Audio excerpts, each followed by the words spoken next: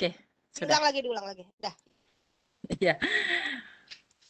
Baik, Assalamualaikum warahmatullahi wabarakatuh. Selamat malam Bapak Ibu guru hebat di seluruh Indonesia. Salam sehat untuk kita semua. Pertama-tama marilah kita panjatkan puja dan puji syukur kehadirat Allah Subhanahu wa taala, Tuhan semesta alam, yang senantiasa melimpahkan rahmat, taufik serta hidayahnya sehingga kita berkesempatan untuk berkumpul bersama, berjumpa di malam hari ini melalui akun Webex kita.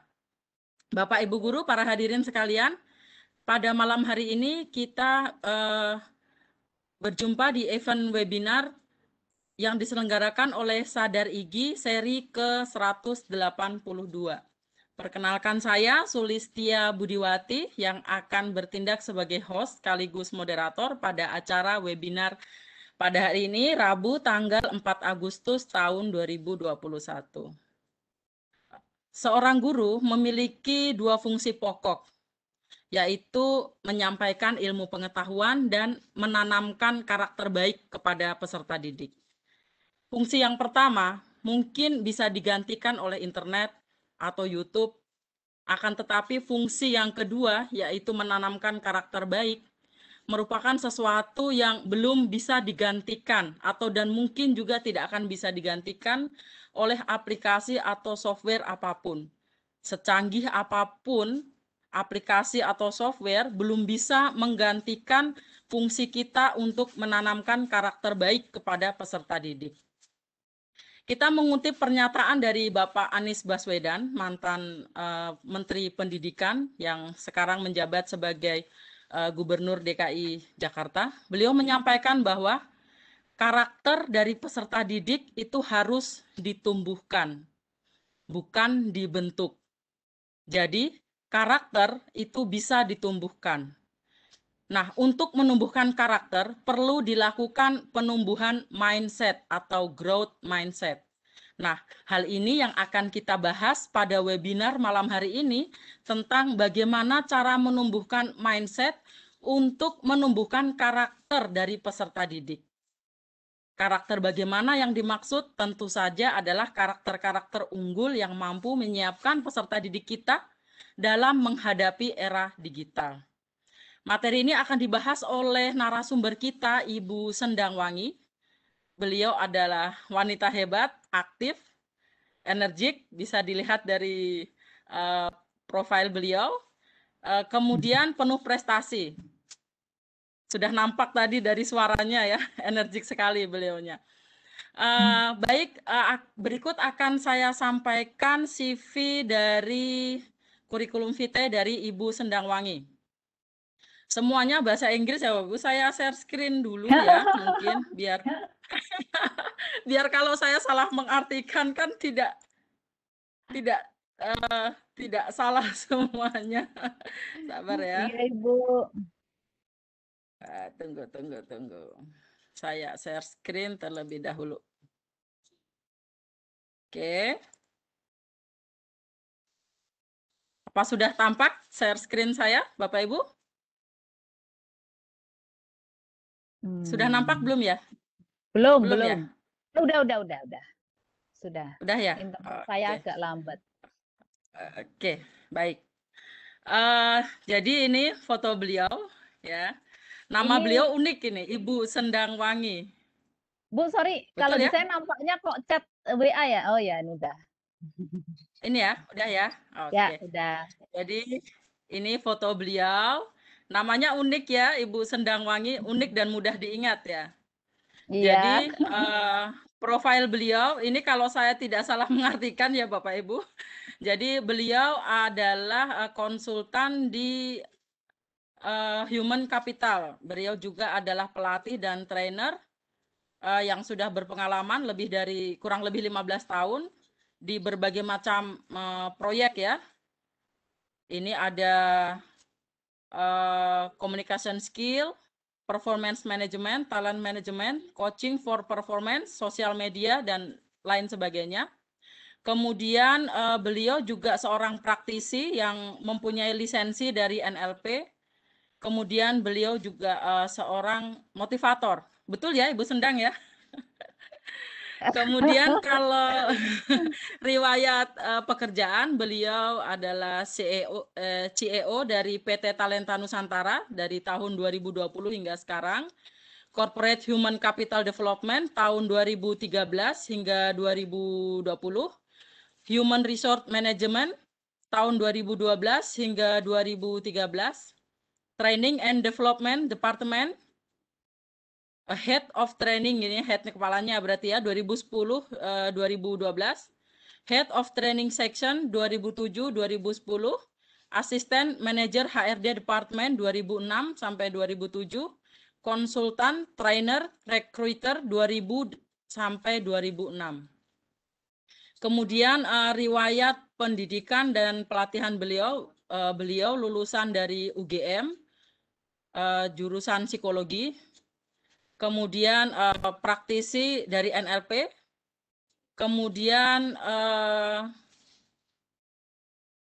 beliau juga tersertifikasi di bagian untuk apa, interview, wawancara ya Ibu. Ya. Kemudian asesor juga beliau, di asesor, dan banyak lain Bapak Ibu, ini bahasa Inggris semua, nanti saya pusing mengartikan.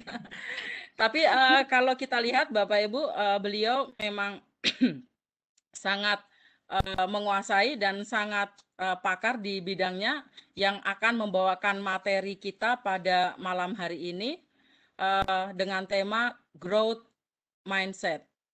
Sabar, saya stop sharing dulu.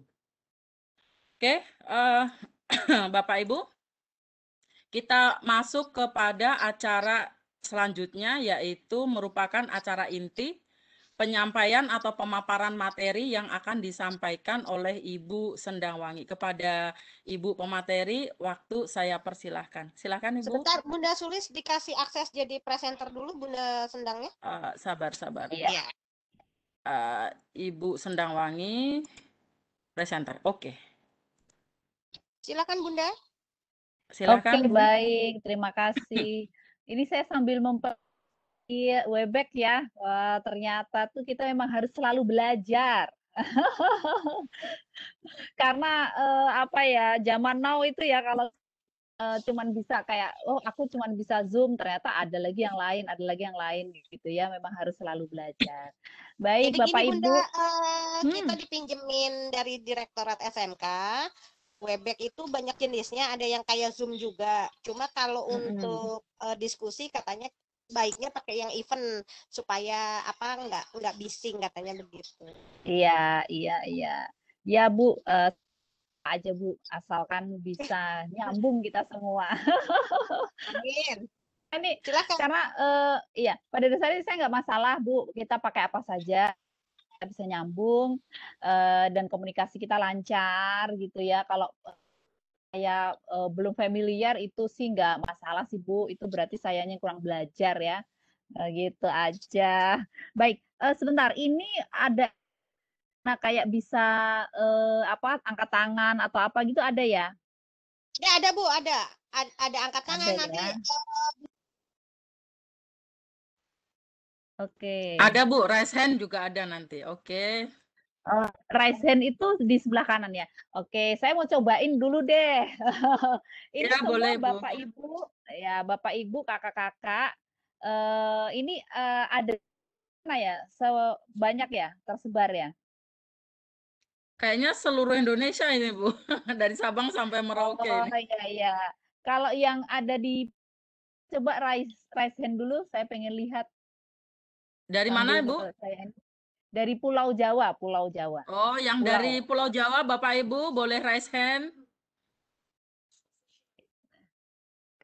Saya itu tahunya saya dari mana ya mereka raise hand apa? Ibu bisa lihat di itu Bu, apa? Oh, kelihatan di sebelah Attendance-nya. kanan. Ya, kelihatan Oh, di samping ya. attendance-nya Terima itu. kasih yang sudah raise hand. Oke. Yang ada di Sulawesi mungkin ada? Silakan turunkan hand-nya yang sudah dari Jawa. Sekarang kita panggil teman-teman dari Sulawesi. Ada ya. Dari Sumatera ada nggak nih? Dari Sumatera, Bapak Ibu, silahkan raise hand-nya. Oh, dari Ngawi hadir. Oke. Oke, oke. Baik. Ya. Kalau dari Indonesia Timur? Saya sendiri, Bu. Oh, Saya Ibu dari sendiri. Papua Barat. Yang lain Oh, Bapak luar Ibu ada biasa yang dari banget. Papua Barat atau Papua, Atau Maluku? Maluku? Ada nggak nih Ya, yang nemenin Bu Sulis? Ada nggak nih? Bu Sari Yuliati. Oke, oke. Bu Sari Yuliati dari sana. Oke, baik. Ya. Terima kasih Bapak Ibu untuk kehadirannya. Saya senang sekali berada di sini. Saya izin share screen sekalian ya. Jadi baik, hari ini Bapak. kita mau sharing mengenai growth mindset. Nah, kenapa kok saya pilih tema ini? Nanti kita akan sambil cerita ya. Oke, sebentar. Ya, ini adalah latar belakang saya secara singkat tadi sebenarnya sudah dijelaskan oleh Ibu Sulis dengan baik sekali. Sebenarnya secara singkat adalah bisa dilihat di sini intinya saya sebenarnya orang yang berada di korporasi. Kerja bertahun-tahun di perusahaan, belasan tahun, walaupun sebelumnya pernah kerja di konsultan. Nah, setelah belasan tahun ini, tahun lalu saya memutuskan untuk resign dari perusahaan dan kemudian berusaha ya kita bikin usaha bareng-bareng dengan teman-teman, kita bikin PT Talenta Nusantara Cemerlang dan mungkin mengerjakan proyek-proyek lain membantu beberapa perusahaan dan institusi apa namanya di Indonesia seperti itu. Jadi kurang lebih background-nya seperti itu. Nah di perusahaan sendiri saya itu di bagian SDM ceritanya gitu. Jadi di bagian kalau misalnya dilihat bagian SDM yang training, ada rekrutmen, kemudian ada macam-macam lah intinya yang terkaitan sama HRD atau SDM kira-kira begitu. Karena itulah saya memilih tema ini karena ini sangat relevan ya. Jadi mungkin apa namanya salah satunya kebetulan kan saya juga ada beberapa klien yang dia apa ya banyak juga sharing dan punya project untuk mengembangkan anak-anak saya siap bekerja. Nah, karena itu walaupun mungkin di sini sebagian besar adalah guru-guru, tapi saya pikir ini sangat relevan. Kenapa? Supaya Bapak Ibu guru mungkin memiliki pandangan lain gitu ya. Bagaimana mungkin nanti mungkin mana tahu bisa dibawa ke dalam kelas bagaimana mendidik putra. Saya tuh mendapat keluhan juga nih gitu ya. Gimana ya anak-anak sekarang kok kayaknya begini begitu istilahnya kurang siap gitu ya di dunia kerja gitu karena saya kebetulan berada di perusahaan lama saya juga pernah jadi bagian rekrutmen gitu ya kalau anak-anak baru masuk gitu kok ada-ada aja ya yang nggak cocok gitu gitu misalnya mereka kayaknya kok belum siap gitu ya bekerja belum siapnya bukan nggak pinter tapi lebih ke masalah salah satunya sikapnya misalnya kayak gitu. Nah apa yang saya sampaikan ini mudah-mudahan nanti bisa menyambungkan supaya nanti Bapak Ibu punya semacam benang merah gitu ya bagaimana kita mengawal pendidikan kita supaya nanti teman-teman muda kita ini para siswa itu bisa siap untuk menjadi profesional apapun bidangnya. Maksudnya menjadi profesional bukan hanya mungkin bekerja di perusahaan sebagai karyawan, tapi bisa juga mungkin bekerja mandiri sebagai wirausaha dan lain-lain profesi. Kira-kira begitu. Nah, mungkin saya sedikit mengenalkan mengenai PT Talenta Nusantara Cemerlang. Jadi di sini ini adalah website apa namanya pengembangan karir yaitu salah satunya kita menyediakan lowongan pekerjaan. Jadi mungkin untuk Bapak Ibu yang punya handai tolan yang masih perlu untuk mendapatkan informasi lowongan pekerjaan, entah mungkin meningkatkan karir atau bagaimana nanti bisa dicoba websitenya di nukarir.id. Jadi di 5 hal. Yang pertama ada informasi lowongan pekerjaan, ada tes minat bakat Ibu juga bisa nanti mungkin bekerja sama juga dengan kami. Tes minat bakat ini online, harganya hanya 30.000 saja per anak. Nanti mungkin boleh lebih lanjut dengan saya nanti dibicarakan kalau misalnya mau mengadakan tes minat bakat untuk siswa-siswi atau putra-putrinya. Nah, di sini semuanya online. Kemudian ada juga kewirausahaan. Kewirausahaan di sini lebih ke informasi-informasi mengenai atau artikel mengenai kewirausahaan. Ada juga informasi dan kemudian ada juga semacam e-learning gitu ya, namanya Top Edu. Di sini ada pelatihan, seminar dan sertifikasi yang pakai online gitu semuanya. Jadi ini adalah apa namanya tempat saya sekarang ini mengembangkan karir lah ceritanya gitu. Semoga apa yang kita buat ini bisa bermanfaat buat Bapak Ibu. Di sini juga ada informasi magang Bapak Ibu kalau misalnya dari SMK atau apa atau universitas gitu ya, ada yang mau magang itu bisa ada pilihan juga pilihan magang di sini. Jadi informasi pekerjaannya itu ada pekerjaan full time, ada yang paruh waktu, ada yang magang juga. Kurang lebih begitu. Ini website kami nukarir.id, langsung NUKCAREER CAREER ya .id, dan ini adalah media sosialnya. Ya, ini adalah program-program lain. Jadi selain kita website nukarir.id, kita juga ada hal-hal lain yang kita jadi dari konsultan SDM, kemudian ada juga digital promosi lain. Kita baru berdiri mungkin cikal 19, tapi kita sebenarnya baru bisa dibilang beroperasi 2. Jadi sedih sekali ya waktu pertama kali beroperasi langsung terkena. Tapi ya kita berusaha bertahan lah ya Bapak Ibu. Kita mengadakan beberapa kegiatan-kegiatan. Waktu itu kita mau ada pelatihan sebenarnya offline, tapi kemudian karena pandemi salah satunya maka kita kemudian sekali kegiatan akhirnya online gitu. Jadi salah satunya ini kegiatan online Mei. Jadi kita mulai operasi sebenarnya Maret April gitu ya, tapi ini Mei kita ada event yang pertama BTN, kemudian ada seminar dan sarasian di dunia pengembang. Ada Forum Kesehatan Nusantara juga berisi webinar-webinar tentang kesehatan. Waktu itu apa namanya? Ada banyak informasi bagus sekali mengenai COVID yang mungkin sampai dengan saat ini nanti boleh ke websitenya dan bisa dilihat apa materi-materinya, dan itu gratis kalau untuk yang webinar kesehatan.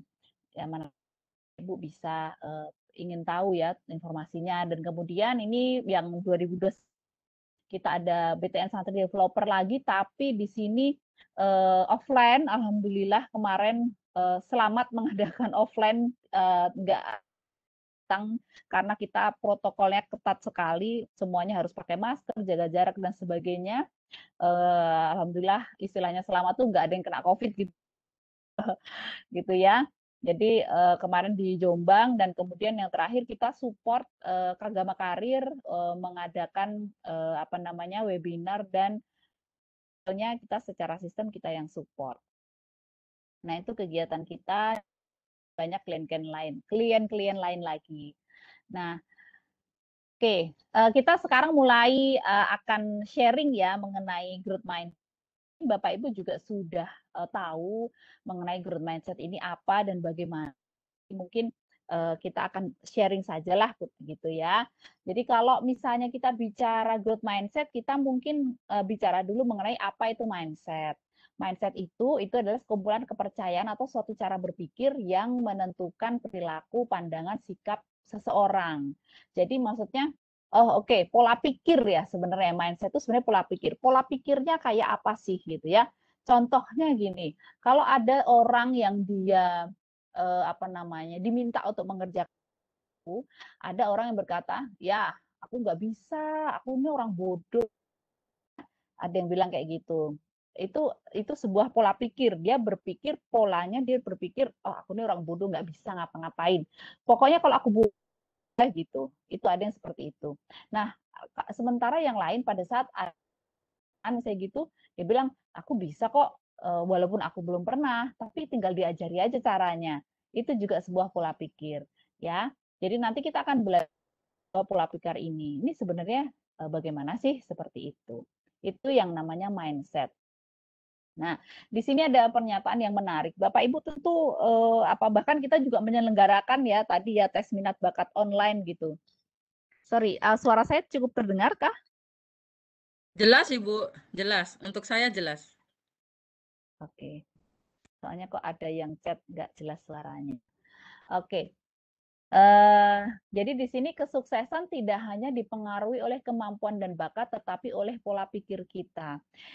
Jadi Bapak Ibu mungkin saya di sini sharing ya. Gini, saya banyak sekali teman-teman gitu ya. Kebetulan saya sudah cukup berumur gitu ya.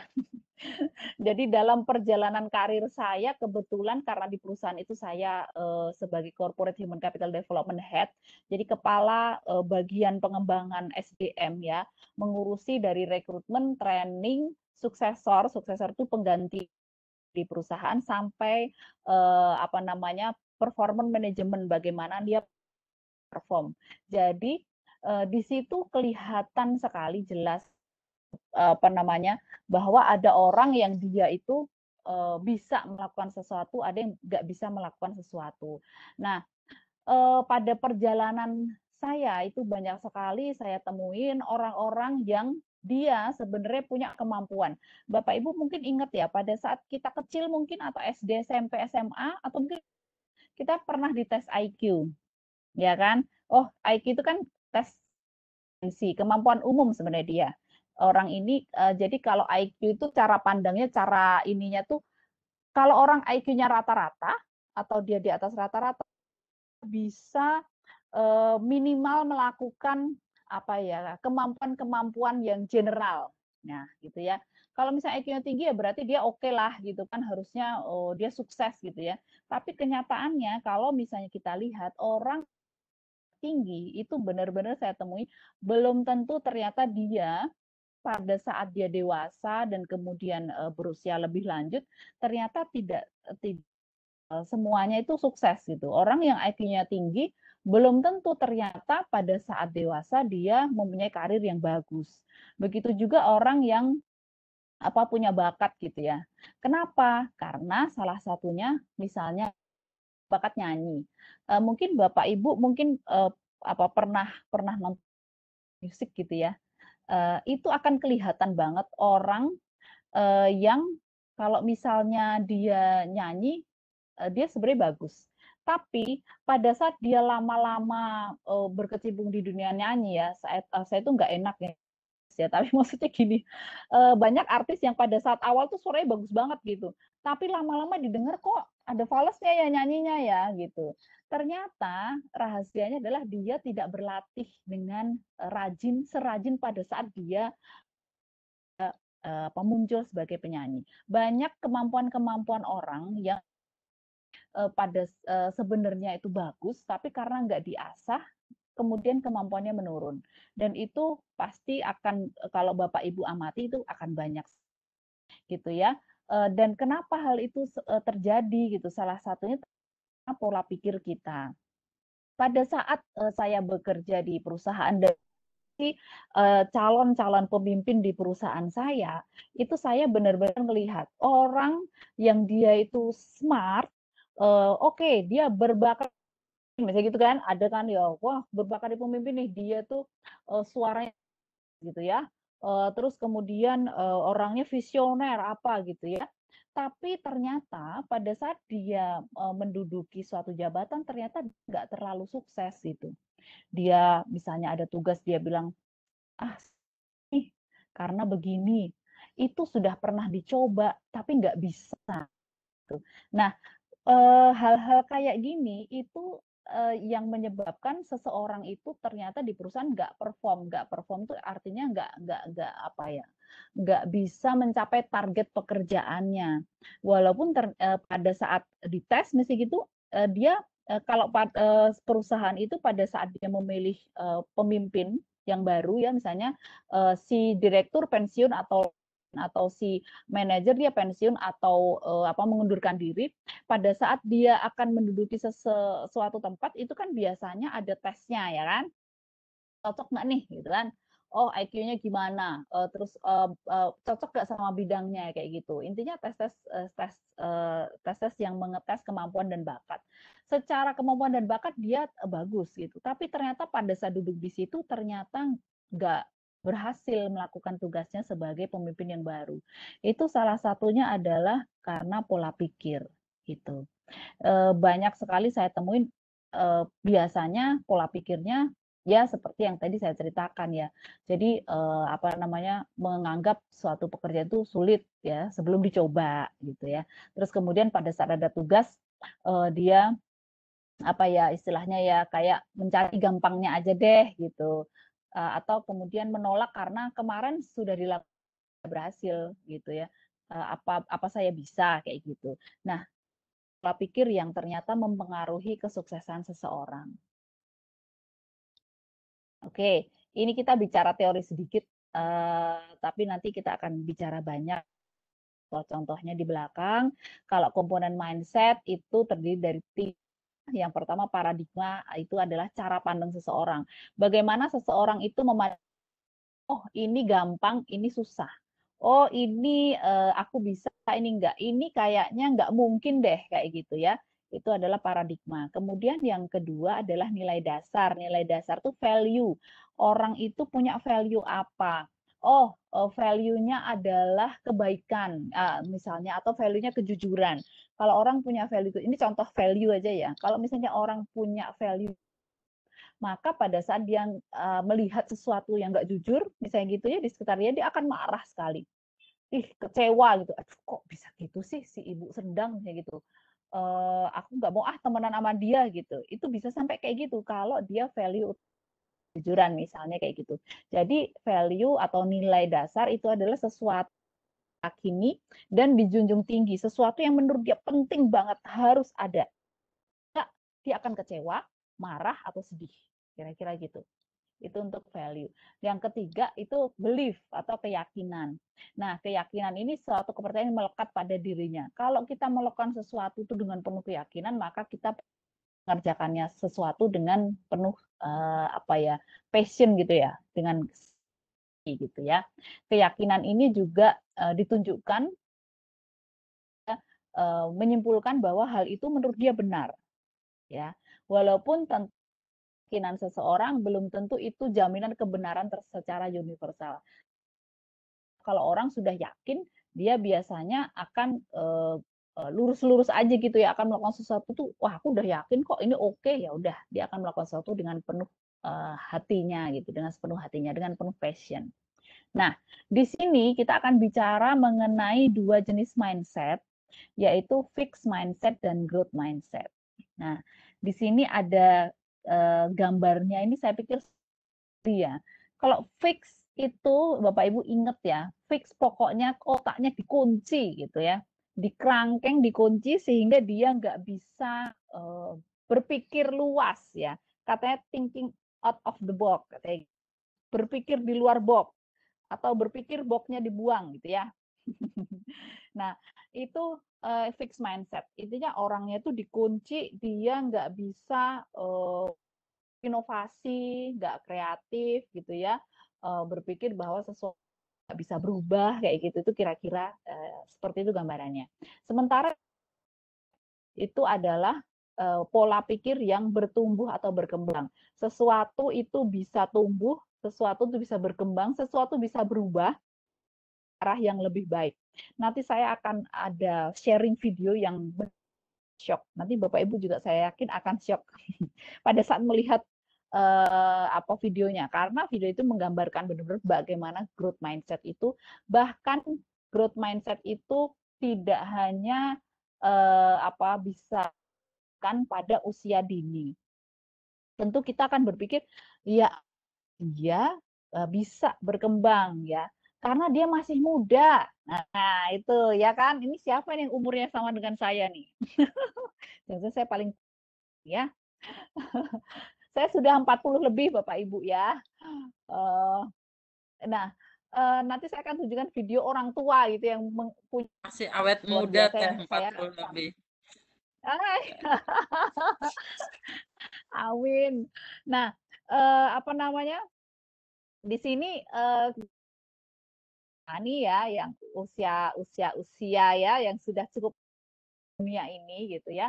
Itu tuh biasanya beralasan dia masih muda. Salah dia ngapalin segitu, bisalah dia belajar hal baru. Kalau aku ini kan wah, udah banyak pikiran ya, banyak yang harus dibagi-bagi gitu. Nggak bisa lagi gitu, aku berubah gitu. Atau mungkin masalah fisik misalnya gitu ya. Masalah fisik, aku tuh udah tua Mbak, nggak mungkin lah fisikku berubah gitu ya. Nggak mungkin saya misalnya ya usia sekian saya apa istilahnya misalnya melatih tubuh ya olahraga gitu ya kemudian menjadi lebih fit gitu ya itu nggak mungkin lah orang udah tua ini ya udah kayak gitu ya itu pola pikir yang menurut saya keliru karena nanti kita akan bahas dan banyak contoh sebenarnya yang bisa kita uh, lihat gitu. Nah, di sini ini tentang fixed mindset. Tadi sekilas kita sudah cerita. Fixed mindset itu adalah pola pikir yang meyakini bahwa kualitas dasar diri, ya kualitas dasar diri atau diri kita, misalnya inteligensi, bakat, itu bersifat tetap. Yang pintar nyanyi, dia akan pintar nyanyi selamanya. Ya, kalau orang pintar IQ 200, dia akan cerdas selamanya ya dia akan berpendapat begitu nggak mungkin lah orang nyanyi itu nggak ini terus kalau misalnya orang nggak bakat nyanyi dia mungkin nggak jadi penyanyi hebat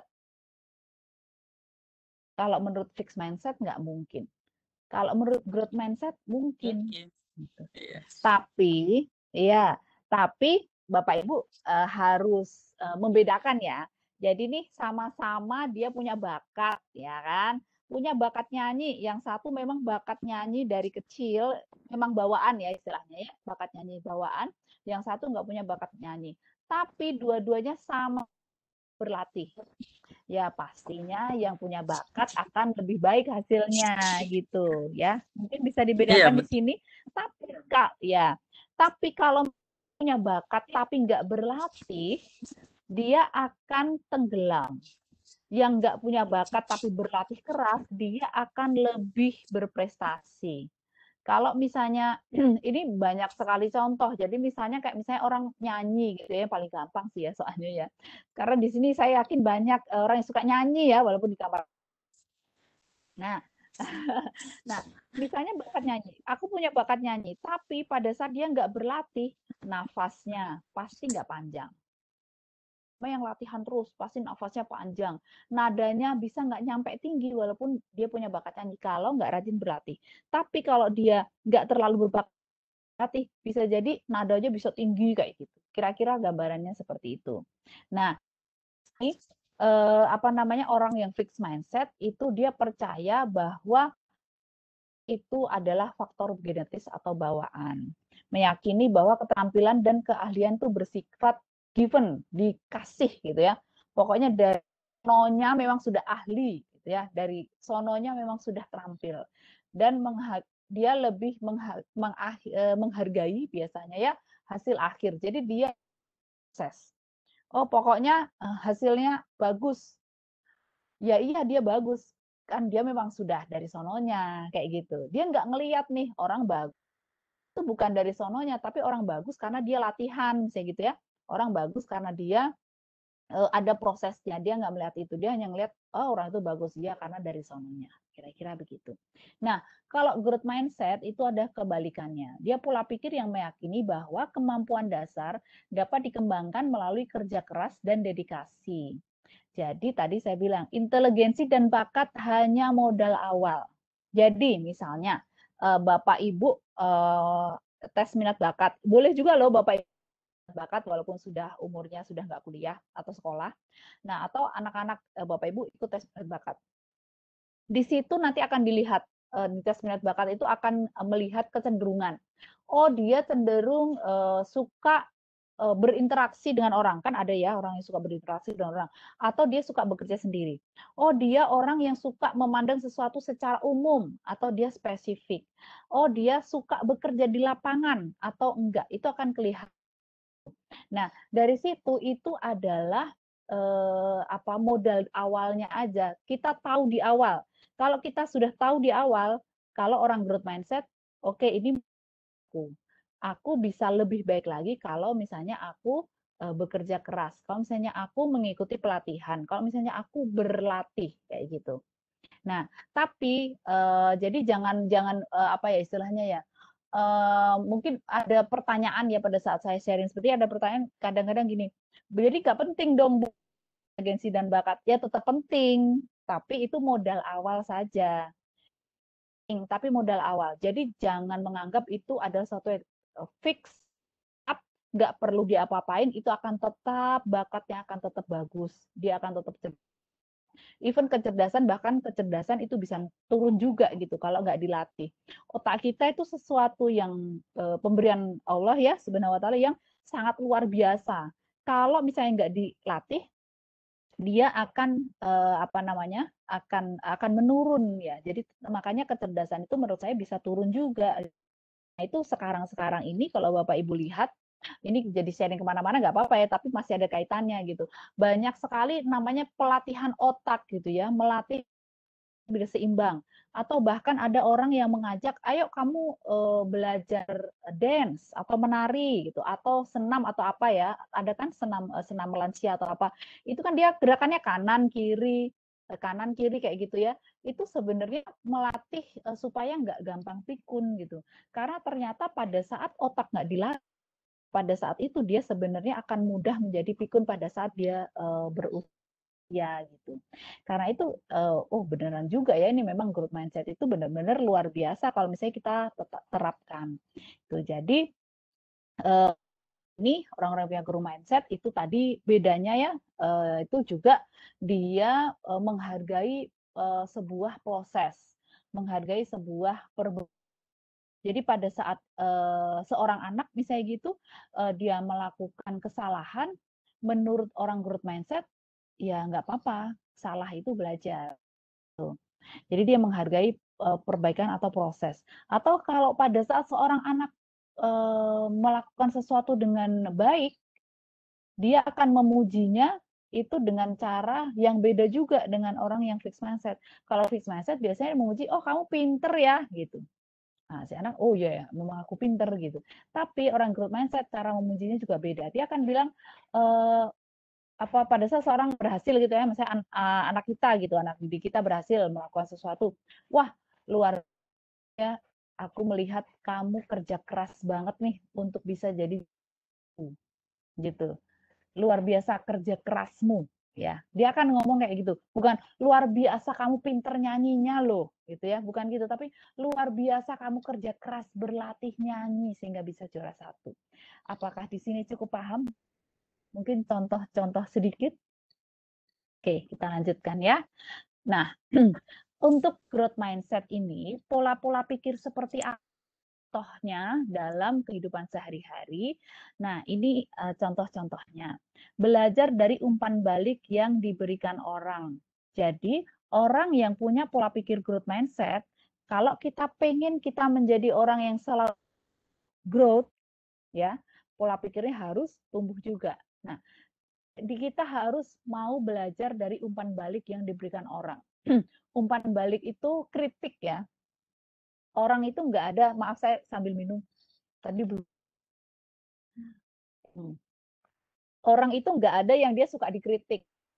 Saya ngajarin bagaimana caranya memberi feedback ke orang lain.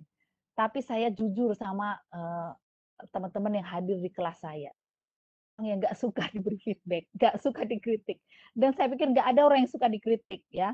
Karena pada dasarnya memang semua orang memang punya pride lah ya. Itu tawi gitu ya. Siapa sih yang suka dikritik gitu kan? Pasti akan merasa gitu ya. Kita harus menerima dengan ikhlas ya, dan tabah. Waduh, semua kritikan dan feedback. Karena apa? Itu kan buat kita tumbuh. Kita jadi tahu, oh, aku ternyata kurang begini ya. Sisi ini yang bisa aku kembangkan kayak gitu ya. Karena itu kalau kita mau bertumbuh, pola pikir bertumbuh, kita harus belajar dari umpan balik orang lain. Ya, yang kedua menemukan cara untuk memperbaiki dan meningkatkan kualitas diri. Jadi pada saat kita misalnya nih, ya, saya ada contoh, saya interview orang, Mas, atau Mbak gitu ya, dari tahun 2010, sorry kok jauh banget 2010, 2000, sekarang 21, 2019 sampai 2020 kok nggak bekerja ya? Kenapa? Gitu ya, misalnya nih interviewer nih. Nah, coba kalau misalnya orang fixed mindset sama growth mindset jawabannya beda loh.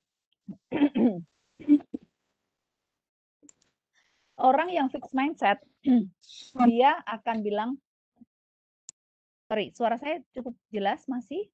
Jelas, Orang Bu. yang fixed mindset pada saat ya itu kenapa kamu kok pada tahun 2019 sampai 2020 nggak nganggur ya. Terus kamu ngapain aja? Nah, orang fixed mindset akan bilang, aja sih Bu, apply ya. Ya nggak masalah, itu nggak salah ya. Tapi kalau orang ini punya growth mindset yang baik, dia selalu menemukan cara untuk memperbaiki dan meningkatkan kualitas diri. Nah, kalau misalnya dalam keadaan nganggur nih, 2019 sampai 2020, setahun, mindset akan bilang gimana? Kata kuncinya memperbaiki, meningkatkan kualitas diri. Dia akan bilang, Bu, saya memang nganggur, Bu. Tapi Bu, saya magang. Nggak dibayar nggak apa-apa, Bu. Yang penting saya dapat pengalaman kerja, gitu. Atau saya memang nganggur, Bu. Magang juga nggak dapat. Tapi terus akhirnya saya ikut pelatihan, Bu. Kan banyak, Bu, pelatihan gratis dan murah. Saya ikutin, Bu, kayak gitu. Saya ikut gini-gini. Saya memang nganggur, Bu, tapi saya selain ikut pelatihan, saya juga baca-baca buku, gitu ya. Atau saya bantu orang tua, Bu, sambil ngisi waktu. Pada saat bantu orang tua, saya belajar ini. Itu orang yang growth mindset.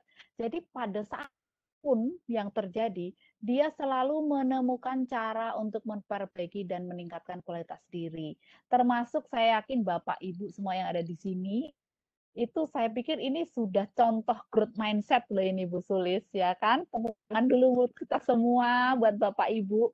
Sudah hadir malam-malam capek-capek ya, kita sharing bareng, mau duduk mendengarkan, dan mungkin nanti juga boleh sharing juga, itu berarti Bapak Ibu sebenarnya sudah punya growth mindset, menemukan cara, aku gimana ya, pengen pinter mungkin pengen dapat pengetahuan lain lagi gitu, oh ikut pelatihan-pelatihan atau seminar-seminar, atau nah, itu ya yang kedua.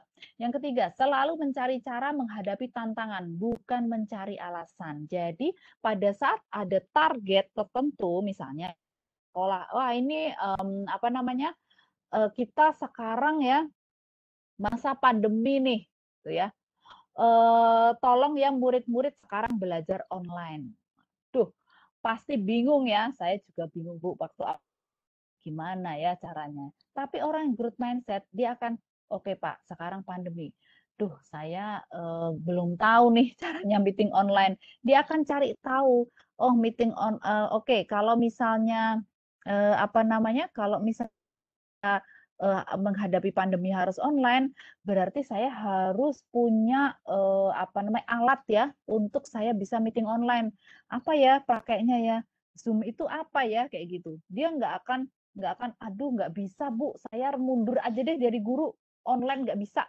Gitu ya, misalnya ini ekstrim gitu ya. Ada yang seperti itu. Nggak bisa Bu, saya online nggak bisa. Lebih bagus guru lain aja yang mengajar online. Saya ngerjain administrasi, misalnya gitu ya.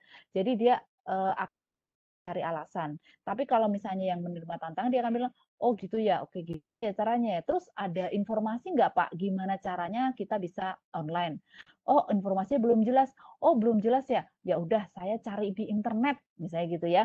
Atau saya tanya itu jadi ada tantangan, dia akan selalu mencari cara ngadepinnya gimana. Nggak bisa dari sekolah belum menyediakan informasi mengenai tata cara meeting online, kita cari tahu sendiri. Di sekolah misalnya belum yang tahu apa itu Zoom, kita cari sendiri. Itu kira-kira seperti itu. Nah, yang berani mencoba tanpa merasa gagal. Kita melihat kegagalan sebagai kesempatan untuk bertumbuh. Ya, ini yang agak berat ini ya, karena saya sendiri ngalamin gagal itu nggak gitu. Nangis Bapak Ibu ya, kalau gagal, aduh jangan sampai dong gitu ya. Tapi saat kita gagal, kita akan melakukan apa? Selain nangis maksud saya ya, kalau saya gagal nangis dulu nggak apa-apa deh gitu ya, itu namanya stress release-nya sedang dengan nangis gagal gitu ya. Waduh, usahaku gagal hancur gimana nih gitu ya. Tapi pada saat kita akan stop. Oke, sekarang gagal, kemarin ini. Pada saat gagal ikhlas. Karena apa? Karena kita sudah berusaha, ya kan? Kita sudah berusaha semaksimal mungkin kemarin dan gagal, ya udah berarti memang istilahnya takdir ya, istilahnya ya udah nasibnya begitu. Oke, gagal. Tapi kemudian apa? Nah, pada saat gagal itu orang growth mindset dia akan melihat kegagalan sebagai kesempatan bertumbuh. Maksudnya, dia akan melihat lagi, kemarin saya gagal, apa yang menyebabkan saya gagal ya? Gitu ya. Oh, ternyata menyebabkan saya gagal adalah A, B, C, D. Oh, oke, A, B, C, D. Terus bagaimana supaya saya tidak gagal lagi? Dia akan seperti itu. Jadi bukan hanya nangis kemudian udah deh saya stop aja. Ya, udah nggak nyerah deh, udah nggak usah coba lagi gitu ya. Itu orang yang fixed mindset. Karena saya sudah gagal di sini, pasti besok lagi juga akan gagal. Mending yang lain aja deh, atau mending saya mengerjakan yang lain aja. Bisa jadi gitu. Tapi orang yang growth mindset, walaupun mungkin dia akhirnya memutuskan sebuah keputusan ya, dia akan mencoba yang lain atau enggak. Tapi orang yang growth mindset, dia akan lihat, oke, gagal karena ABCD, di review, apa namanya, refleksi diri, oke aku gagal karena ini, ke depannya gimana ya? Apa go or no go atau mungkin pindah. Tapi minimal dia ada proses review dan mungkin akan ada keinginan untuk mencoba lagi atau mencoba lagi dengan cara yang lain. Kayak gitu.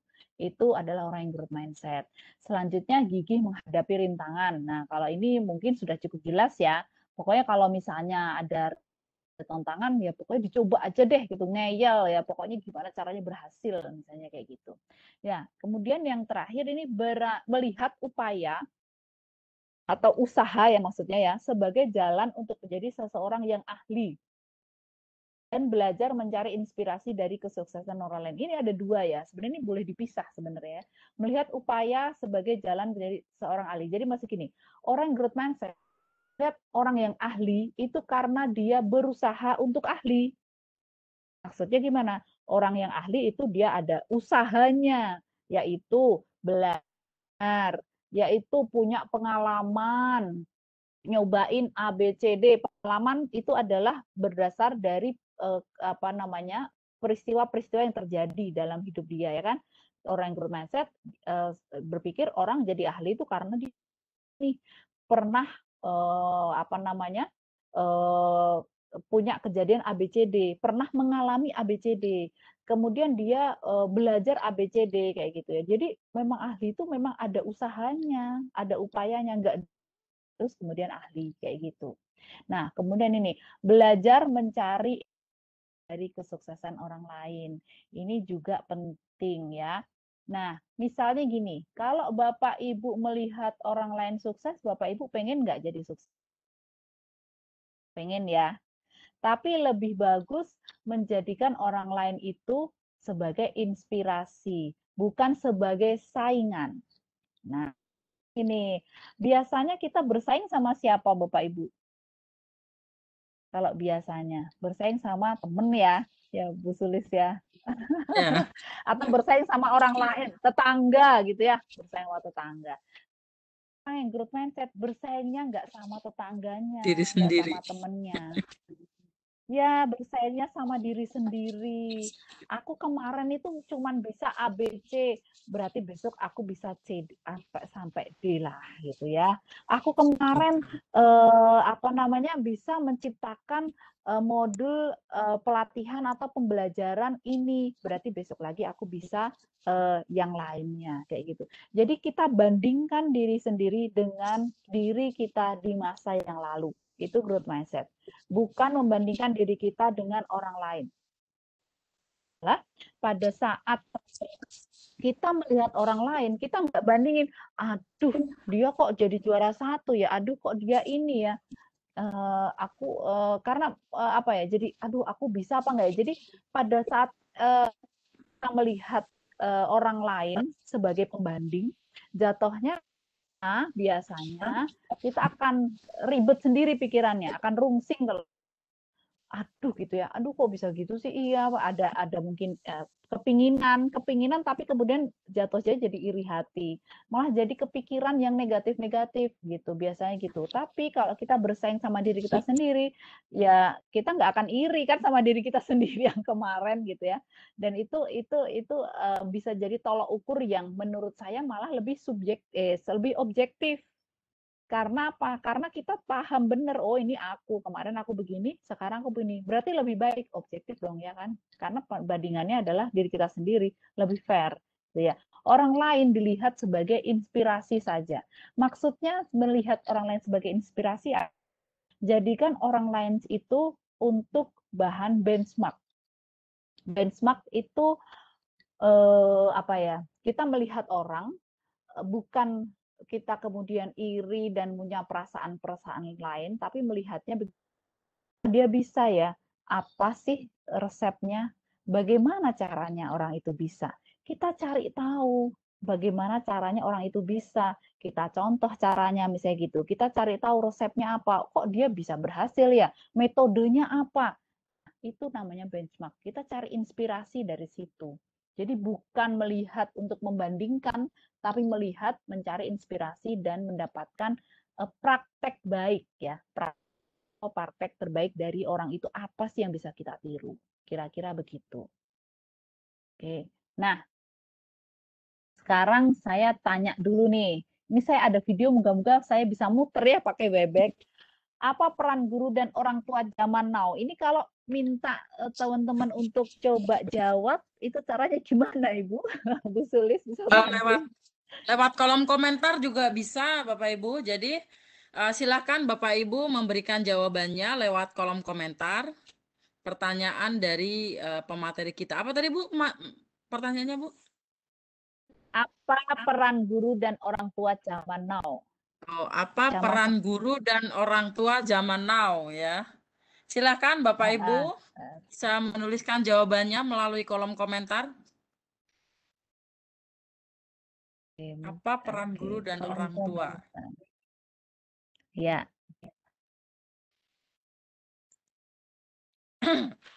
Ya, nanti boleh di-share materinya.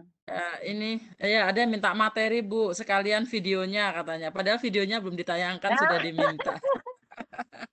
Ya karena saya Ini promosinya udah kayak posisi di ini ya. awal. Wah, Iya iya betul. ini. Ini ada yang sudah Saya menjawab Bu.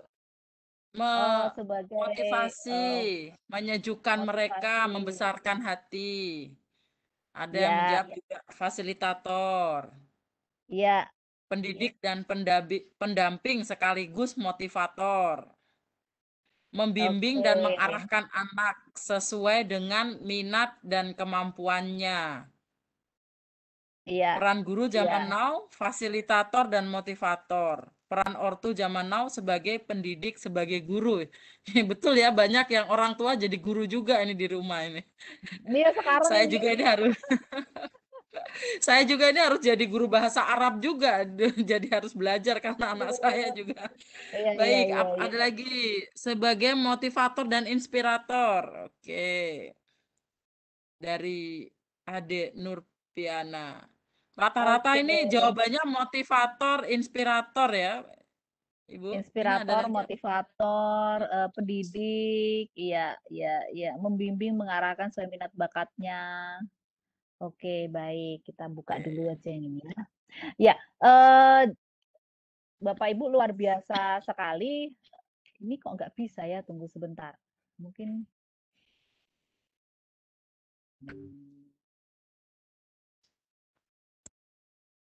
sharing application. Sebentar, saya ini mau next nggak bisa. Saya mungkin stop dulu kali ya. Saya stop sharing dulu. Oke, kita lanjutkan dulu sebentar.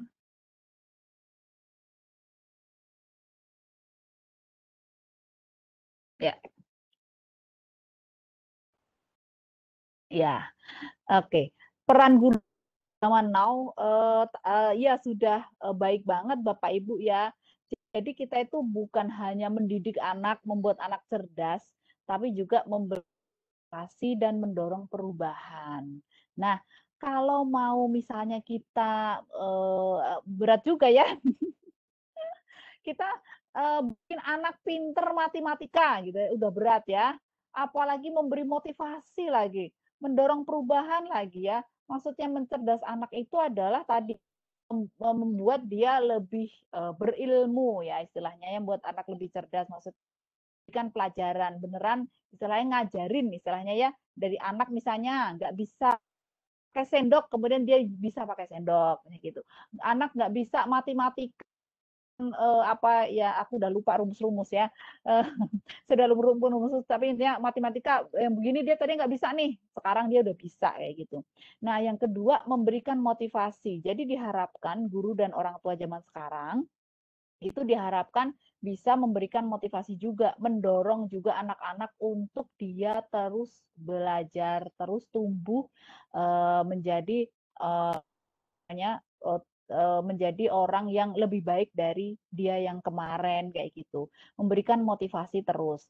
Nah, kalau yang ketiga, mendorong perubahan, maksudnya ya sebagai guru dan orang tua kita memang zaman sekarang harus mau apa namanya, mau nggak mau mempunyai peran pendorong perubahan.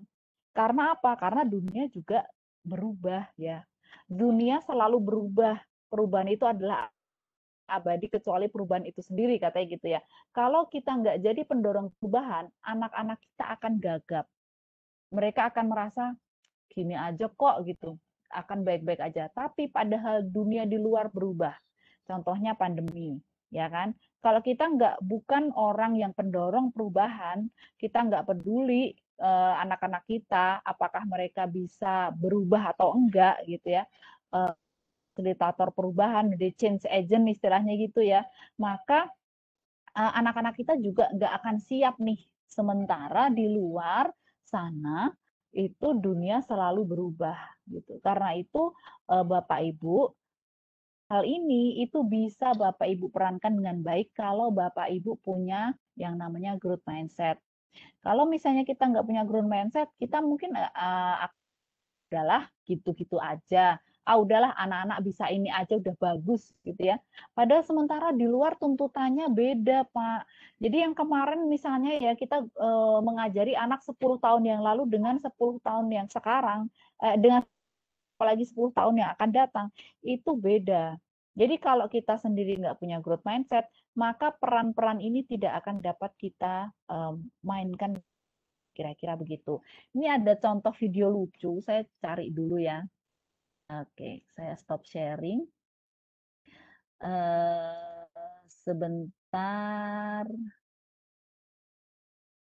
Ini sebenarnya videonya itu ada di itu kok, ada apa namanya di YouTube ada. Oke. Sebentar. Ini berarti saya atau muka-muka bisa ya.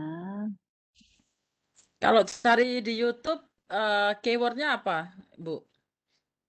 Nah, itu dia. Sebentar. Saya Siapa tahu berarti nggak kalau bisa. share.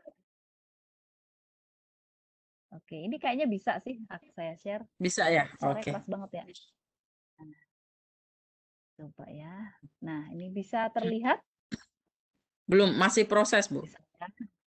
Oh, masih proses. Oke. Iya. Ini TikToknya namanya Hermki. Di YouTube ada sih harusnya. Udah terlihat belum Sudah, Bu. judulnya? Oh, ini Oke. apa? Film Pak Babin kah? Bukan? Oh Iya, iya, betul. betul. Kita tonton dulu.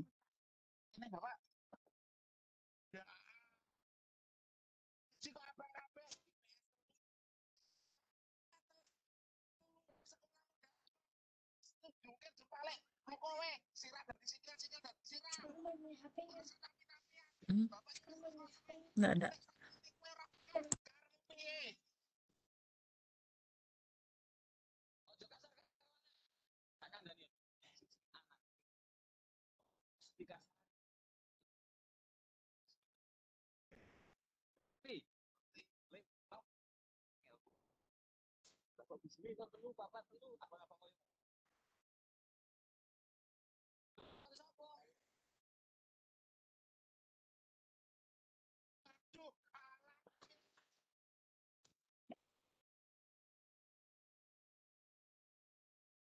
Oke, oke. Oh, ini Sebentar ya. ternyata rapotnya bapaknya.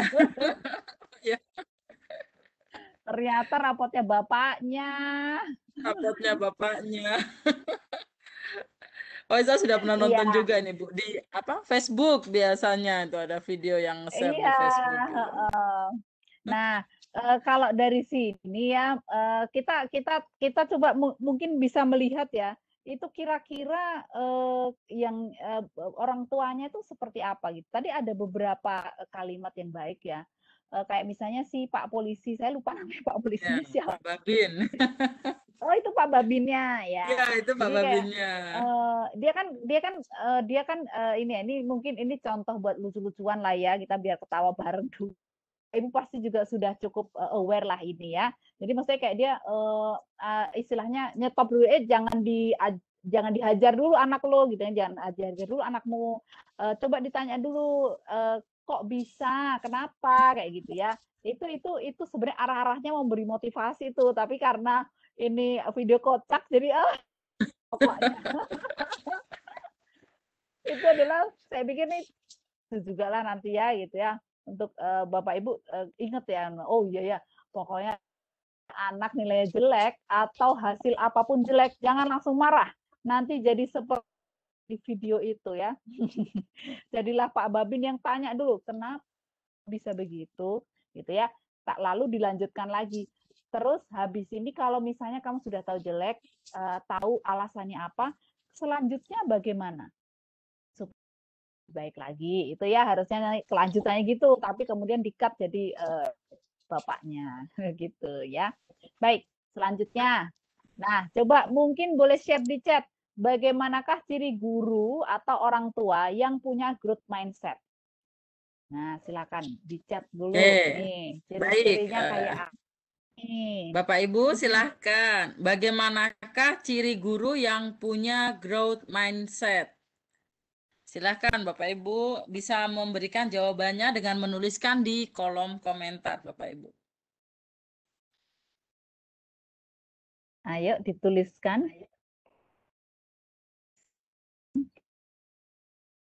Saya yakin semua Bapak Ibu pasti punya growth mindset ya, Ibu Sendang. Iya, karena sudah mau datang di acara Ah, ini.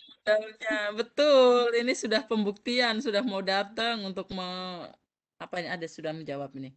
Sabar, mampu menggali kesulitan dan mampu menunjukkan keteladanan yang baik. Kok di saya kok aku belum baca ya. Oh, ini beliau chatnya private ke host. Bapak Ibu chatnya Boleh ke boleh boleh dibacain. chatnya Soal boleh tenis. kalau bisa di everyone ya. Oke, saya bacakan aja berarti. Jadi Boleh ada yang boleh, Bu. menjawab sabar, mampu menggali kesulitan dan mampu menunjukkan keteladanan yang baik. Kemudian eh membiarkan maaf mana tadi? Guru yang kreatif, inovatif, sabar dan menunjukkan keteladanan. Ada lagi dari Pak Haryanto, akan peduli dengan keadaan siswa terutama pada masa pandemi.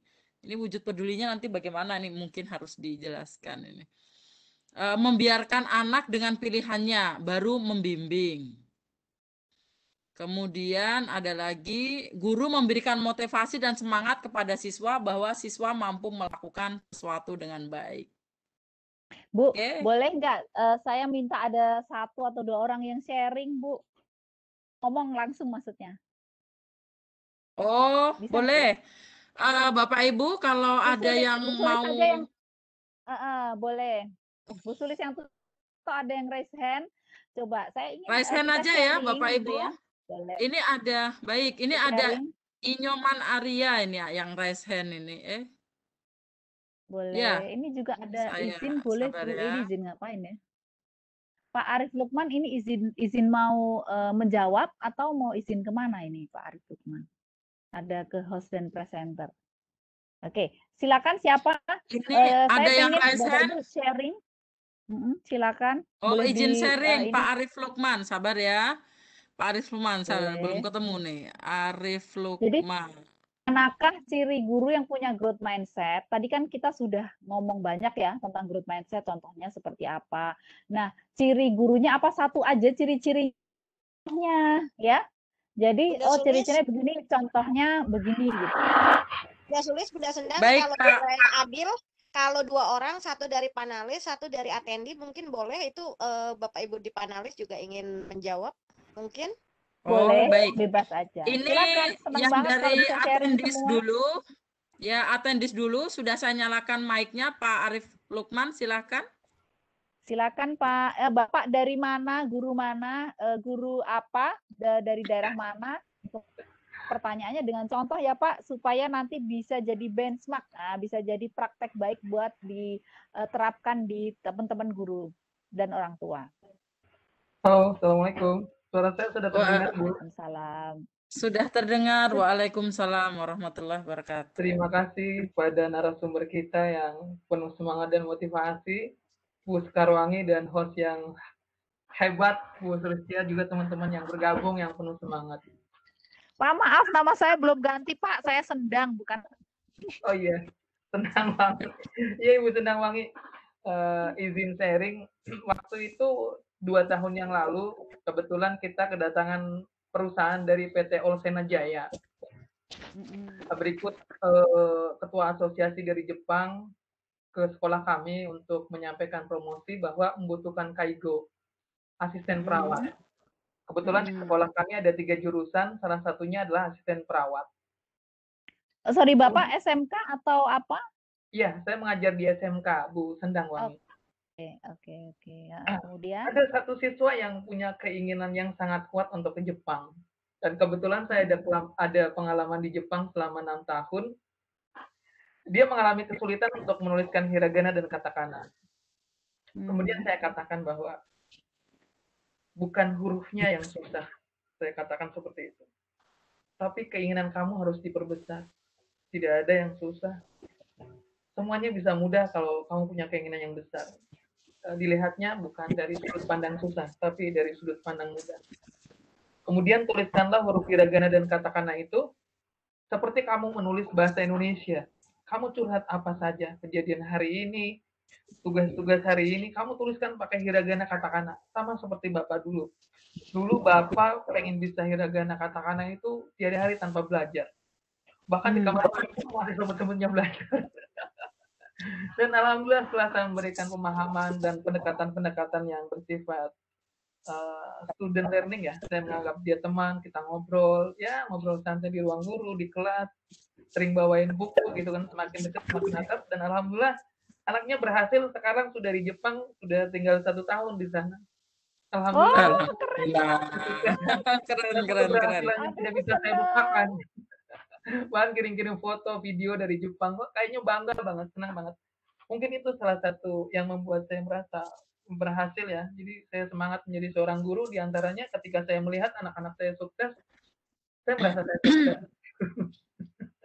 Terima kasih teman-teman semuanya. Keren. Dari saya bisa bermanfaat. Terima kasih. Iya. Keren ya Bu, memang. Pak Arif Lukman, aduh saya terharu loh dengarnya, luar biasa banget. Ya, Bapak Ibu tadi luar biasa banget contoh dari Pak Arif Lukman. Nah, mungkin kita bisa ambil dari sini salah satunya adalah Pak Arif Lukman dia untuk belajar terus, mencoba terus dengan cara yang mungkin disukai oleh anak didiknya, ya kan? Tadi akan ada coba deh kamu curhat, ya kan? Siapa sih orang yang nggak suka curhat? Saya juga suka curhat. Betul. Ya kan? Kita semua butuh curhat karena itu adalah salah satu stress release yang paling umum ya. Kalau misalnya nggak ada temen curhatnya di medsos misalnya gitu, atau nggak punya temen curhatnya di buku diary ya zaman dulu. Nah, Pak Arif tadi sudah bagus banget. Dia cerita. Jadi mungkin adalah pada saat kita pengen anak diri kita berkembang, selain diberi motivasi, tadi diarahkan lakukan yang kamu sukai. Yang kira-kira dia sukai apa? Curhat. Oke, curhat. Oke, kamu suka apa? Nonton film? Tontonlah filmnya dengan bahasa Jepang, misalnya kayak gitu ya. Jadi gitu kira-kira tadi sarannya yang kita dapatkan. Terima kasih sekali sharingnya Pak, luar biasa. Ya, Sama-sama Mbak Saya terima Naomi, kasih. teman-teman semuanya. Iya, Baik, silakan mungkin Bu Sulis, ada Pak ya, Rudi. ada yang dari panelis dulu tadi, harus adil katanya Iya, Bu. Jadi satu orang dari iya, panelis, iya. silakan. Bapak Ibu yang dari panelis, siapa tahu ada yang mau sharing, bisa langsung menyalakan mic-nya. Biasanya Teh Chandra tuh mau berbagi-bagi, Teh. Ini Ayo, Teh. ada Bu Sulis naikkan Pak Rudi Novindra katanya. Oh, sabar, sabar, sabar. Teh Iya. Pak Chandra atau Bapak Ibu Rudi yang di panelis? Novindra. Ayo, ayo Teh. Di panelis katanya Pak Rudi katanya Bu. Gimana Bu Sabar, Umi? sabar, saya. Menjawab pertanyaan Bu Sendang, Teh. Apa ya? Saya izin diulang Teh, tadi fokus yang lain.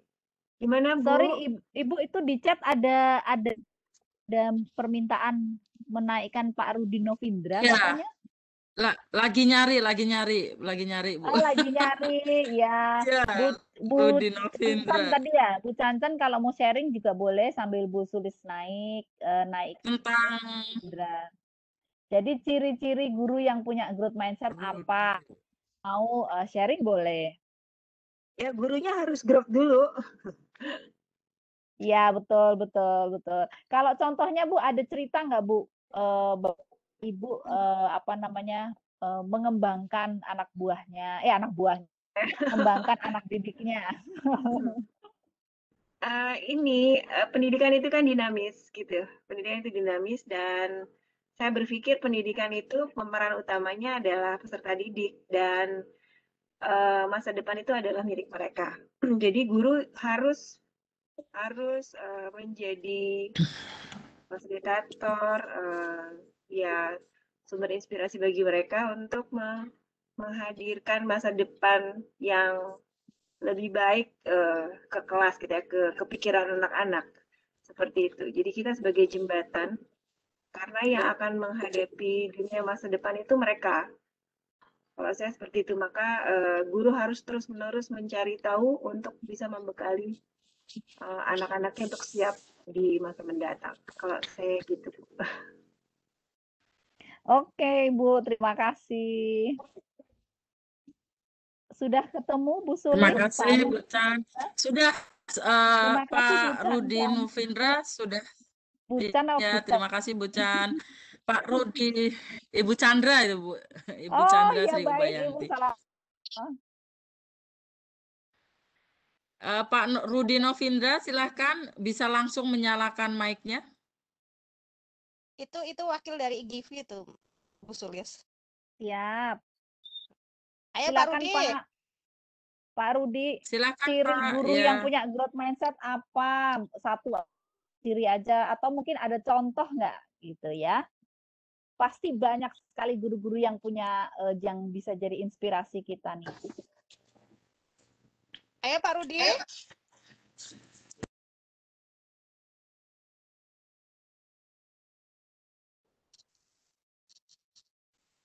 Baik, terima kasih Ibu dan Ibu moderator untuk kesempatannya pada malam hari ini.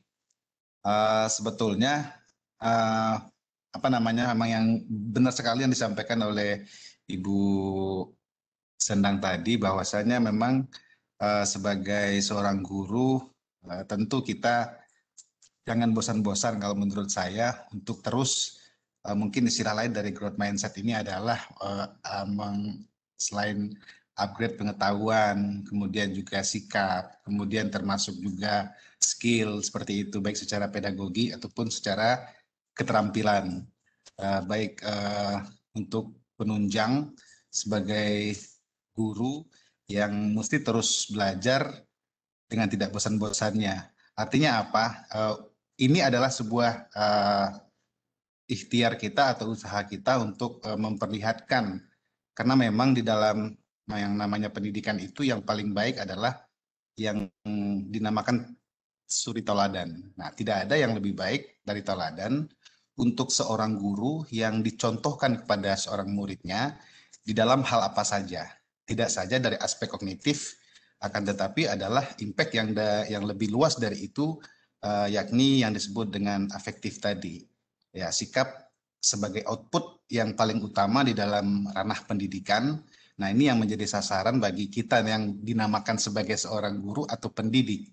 Karena ini memang adalah hal yang sangat-sangat penting di dalam kita sebagai fasilitator di dalam kelas, tetapi tidak cukup sejak saja di dalam kelas, bahkan di luar kelas pun kita akan dilihat dan dimonitor oleh peserta didik kita dalam bersikap selama kehidupan sehari-hari seperti itu, aktivitas kita sehari-hari. Nah, ini yang menjadi PR berat sebetulnya. Jujur saja, kalau saya bawakan ke diri pribadi, mungkin belum sanggup secara sepenuhnya untuk memberikan contoh tauladan kepada peserta didik saya sendiri di sekolah kejuruan misalnya seperti itu. Nah, akan tetapi ya, kita tetap berupaya untuk sebagai guru terus belajar dan sembari memberikan contoh yang mana kira-kira hal atau aspek yang bisa kita berikan sebagai tauladan kepada peserta didik kita. Mungkin dari sisi pengetahuan kita sudah transformasikan atau sudah sampaikan kepada peserta didik kita, akan tetapi itu adalah bagian dari yang namanya circle learning itu. Nah, jauh dari hal yang tersebut, bahwasanya sikap ini adalah akan bisa ditularkan melalui contoh tadi dari kita sebagai seorang guru. Mungkin itu saja, Bu, dari saya. Terima kasih. Assalamualaikum warahmatullahi wabarakatuh. Waalaikumsalam warahmatullahi wabarakatuh. Assalamualaikum warahmatullahi wabarakatuh.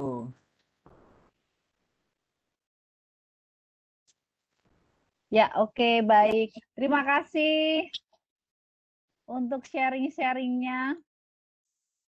Terima kasih Pak Rudi atas sharingnya. Mohon maaf Ibu, sebentar. Bapak Ibu, link daftar hadir sudah dibagikan di kolom komentar. Silahkan bisa mengisi sambil kita nih langsung sesi tanya jawab sekalian ini aja ya Bu ya. Atau Iya, gimana? tapi ini Atau belum masih ada selesai. atau belum? Baik-baik Bu. Belum. Sebentar Silahkan Bu lagi. dilanjutkan. Iya. Ya. Boleh Silahkan, sekalian tanya jawab, sebenarnya boleh aja sih. Nah, ini tinggal satu slide aja. Satu slide satu kemudian slide. ada Silahkan Bu. video. Oh iya, iya Bu, dilanjutkan Ya. dulu. Silahkan Ibu. Oke, baik. Ya. Ya. Tadi sudah ada beberapa contoh ya. Ini saya ciri-cirinya ini belum semuanya terangkum di sini. Bisa jadi ada ciri-ciri yang lain. Tadi Pak Arief sudah ada ciri yang lain, contoh yang lain, tapi mungkin bisa juga masuk di sini. Nah, kita lihat ya. Yang pertama, guru atau orang tua yang punya growth mindset itu adalah percaya terhadap kemampuan. Ya, kita percaya ada loh, memang bakat itu menentukan, tapi lebih menekankan pada proses pembelajaran. Tadi kita ingat ya, kemampuan dan bakat itu hanya modal awal. Pun harus percaya itu. Modal awal ada kok, percaya kok itu berpengaruh. Tapi ternyata kalau cuman itu saja kurang ya untuk sebagai ternyata ada pola pikir, ternyata ada juga proses pembelajaran.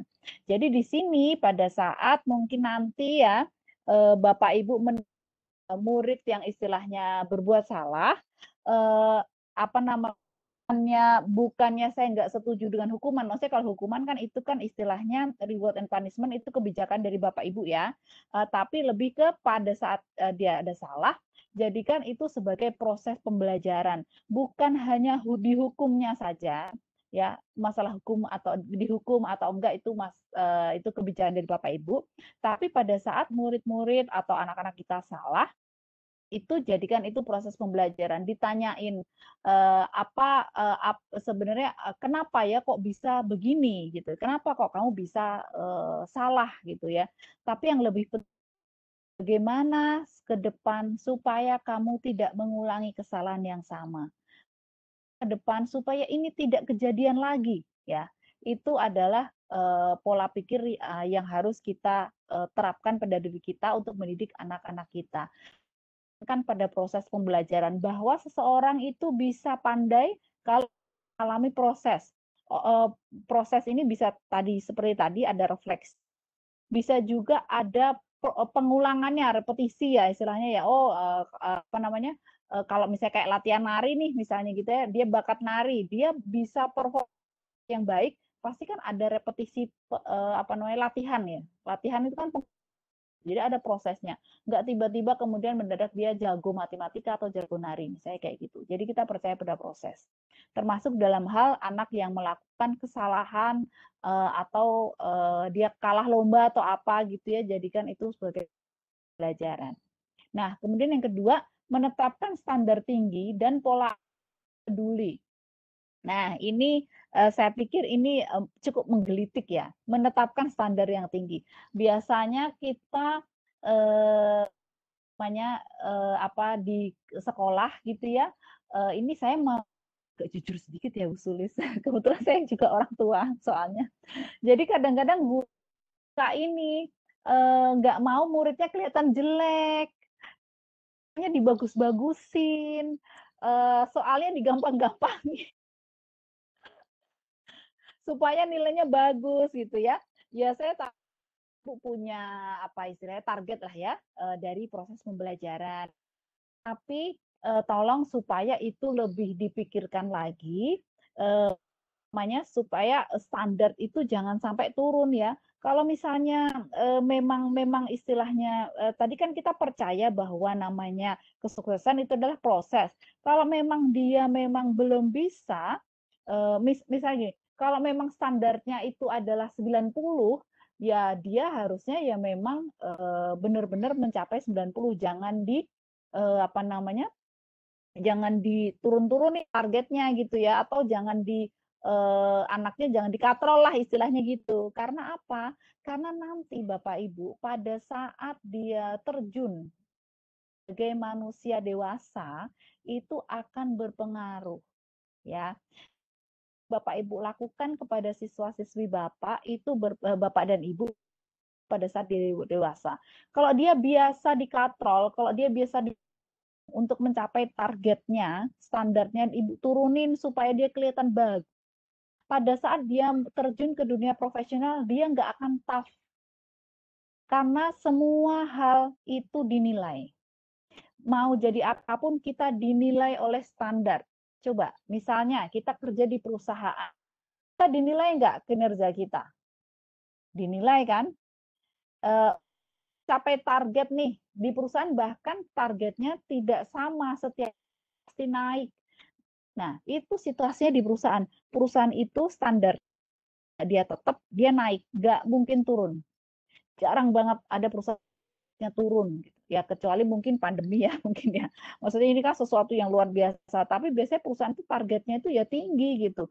Kalau kita nggak membiasakan anak kita untuk mempunyai standar yang tinggi, untuk menerima tantangan, ya akan sulit nanti ke depannya untuk menjadi orang yang profesional. Kalau misalnya dia wirausaha mandiri, apakah dia akan lepas dari yang namanya target? Enggak dong. Justru wirausaha itu malah penuh dengan target-target. Kira nih aku ya mau opening toko nih. Opening tokonya harusnya minggu depan. Karena apa? Karena kalau nggak minggu depan, timing nggak minggu depan, aku bulan depan nggak gajian, nggak punya duit. Nah, targetnya bahkan kalau orang wirausaha penilaiannya lebih enak lagi dari customer. Orang nggak suka pergi. Saat bos nggak suka mesti gajian.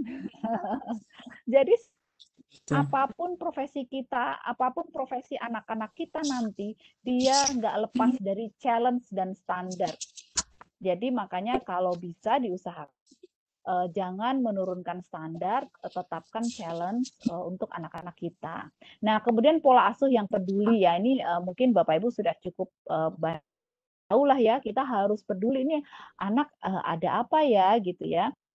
Pada saat dia misalnya ada kondisi-kondisi tertentu, kita tentu memperhatikan misalnya ada perubahan, perhatikan dia. Misalnya dia ada kondisi negatif misalnya gitu ya, misalnya entah kalah, entah mungkin salah, entah mungkin bagaimana, kita tanyakan baik-baik ya. Kayak Pak Babin tadi ya, ada apa sih? Kenapa kamu nilainya 4 gitu ya? Kayak gitu. Kemudian ini senantiasa menghadapi tantangan ya, tentu nggak lepas ya kalau misalnya kita mau ngajarin kita anak didik kita untuk growth mindset, kita sendiri juga harus growth mindset. Kita harus siap menghadapi tantangan. Tantangannya seperti apa juga sudah mengalami banyak ya, kayak misalnya nih pandemi ini tantangannya berubah jadi menyesuaikan modul pembelajarannya. Aduh itu luar biasa banget, saya tahu itu. Saya yakin banget Bapak Ibu tuh menghadapi tantangan yang nggak mudah gitu ya. Tapi Bapak Ibu kalau punya growth mindset ya kita hadapin. Oke baik, saya mungkin akan kesel, sedikit mengeluh, nggak apa-apa gitu ya. Tapi kita hadapin. Oke, berarti saya meluangkan waktu lebih banyak untuk bikin modul, menyesuaikan modul pembelajaran itu nggak masalah gitu ya. Semuanya dengan syukur dan berusaha yang terbaik ya. Nah, kemudian orang tua dan guru yang punya growth mindset itu punya prinsip panjang hayat ya. Saya ini juga salah satunya yang tertampar ya dengan yang nomor 4 gitu ya. Ternyata Bapak Ibu saya umur udah 40 lebih ya. Mungkin bentar lagi akan 45 beberapa tahun. Tapi maksudnya udah 40 lebih. Ternyata sampai sekarang saya kok masih ada aja baca ya. Masih ada aja saya harus ikut training loh, ya kan? Ikut training gitu. Harus baca buku. Ternyata istilahnya ada penelitian baru harus saya baca. Jurnal saya harus baca. Duh, berarti memang kita harus punya prinsip belajar sepanjang hayat. Tadinya Bapak Ibu juga pada saat saya dulu banget masih sekolah, masih kuliah. Oke, selepas saya kuliah saya sudah enak ya, tinggal kerja, ya istilahnya nggak kepikir tuh istilahnya harus ternyata setelah kuliah kerja berapa tahun ada training loh, dikasih misalnya gitu. Oh ternyata harus baca buku loh, ternyata harus baca jurnal yang baru, hasil penelitian riset yang baru kayak apa. Ternyata memang kita semua harus selalu belajar karena seperti tadi saya bilang dunia selalu berubah, selalu berkembang. Kalau kita nggak belajar, kita nggak punya prinsip belajar, maka kita sendiri akan ketinggalan. Seperti itu kira-kira. Nah, sampai di sini ada pertanyaan sebelum saya setel video sebelumnya. Baik, Moga-moga saya bisa jawab. kita Kalau nggak bisa jawab, kita simpen ya pertanyaannya. kita selingin pertanyaan dulu ini ya Bu ya sebelum video. Jadi gitu ya. Ya. Sulis itu dari tadi Pak Armel Basri ingin bertanya, coba dinyalain mic-nya. Iya, baik. Pak Armel Basri, silahkan Bapak, saya sudah menyalakan Oke. speakernya. Assalamualaikum Silakan. warahmatullahi wabarakatuh. Waalaikumsalam warahmatullahi wabarakatuh. Makasih Bu Sandang. Saya mendengar nama ground mindset ini teringat dengan lawannya fixed mindset. Ya, fixed Artinya, mindset. sekarang kan kita lagi hangat-hangatnya dengan bagaimana membangkitkan ground mindset para guru. Begitu juga pada siswa. Artinya bagaimana kita guru-guru bisa mengembangkan diri kita lebih lanjut, tidak terpaku dengan apa adanya. Proses pengembangan diri guru itu bagaimana juga bisa ditanamkan kepada siswa. Nah sayangnya, kalau kita melihat pada hasil pendidikan kita di Indonesia, dengan hasil kita patokan pada PISA 2018, ternyata kita guru-guru masih banyak yang lebih suka berada di zona nyaman. Artinya ketika diadakan perubahan, kita habis dilatih kembali kepada yang lama. Ini kejadian selalu berulang. Lalu, bagaimana caranya menanamkan growth mindset itu kepada guru-guru kita, terutama yang dari jauh dari area-area pelatihan. Seperti saya yang berada di kaki gunung, di sebuah desa yang harus mengajar, membangkitkan, memberikan motivasi pada anak-anak, pada kawan-kawan guru. Namun, tidak segampang yang kita bayangkan. Kenapa? Kawan-kawan guru, karena sudah sering senang berada di zona nyaman. artinya merubah mindset mereka dari fixed menjadi growth itu tidak terlalu mudah karena sangat sulit. Nah, kira-kira apa yang harus kita lakukan? Mungkin itu yang mungkin kita pertanyakan, Bu. Terima kasih. Assalamualaikum warahmatullahi wabarakatuh. Waalaikumsalam warahmatullahi wabarakatuh. Ya, terima kasih Bapak. Silahkan langsung saja Ibu Sendang ya, pertanyaan beliau. Iya, Pak Armel Basri. Bapak ada di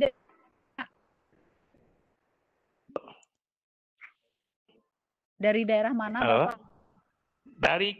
Dari Kabupaten Agam, Bu. Oh, di sebuah desa di Kabupaten Agam, Sumatera Barat.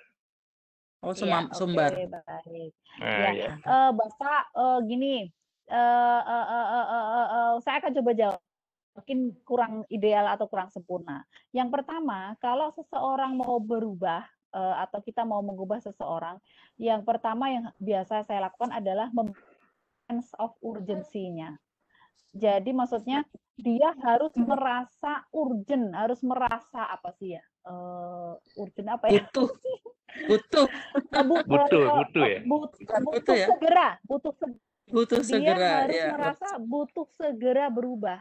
Kalau dia nggak merasa butuh segera berubah, nggak urgent, udahlah gini aja Pak, gitu ya, itu dia sulit untuk berubah. Biasanya gitu. Jadi pertama, kita memang harus menunjukkan mungkin ya, idenya adalah kita tunjukkan perubahan-perubahan yang terjadi dan apa yang akan terjadi berubah, misalnya gitu.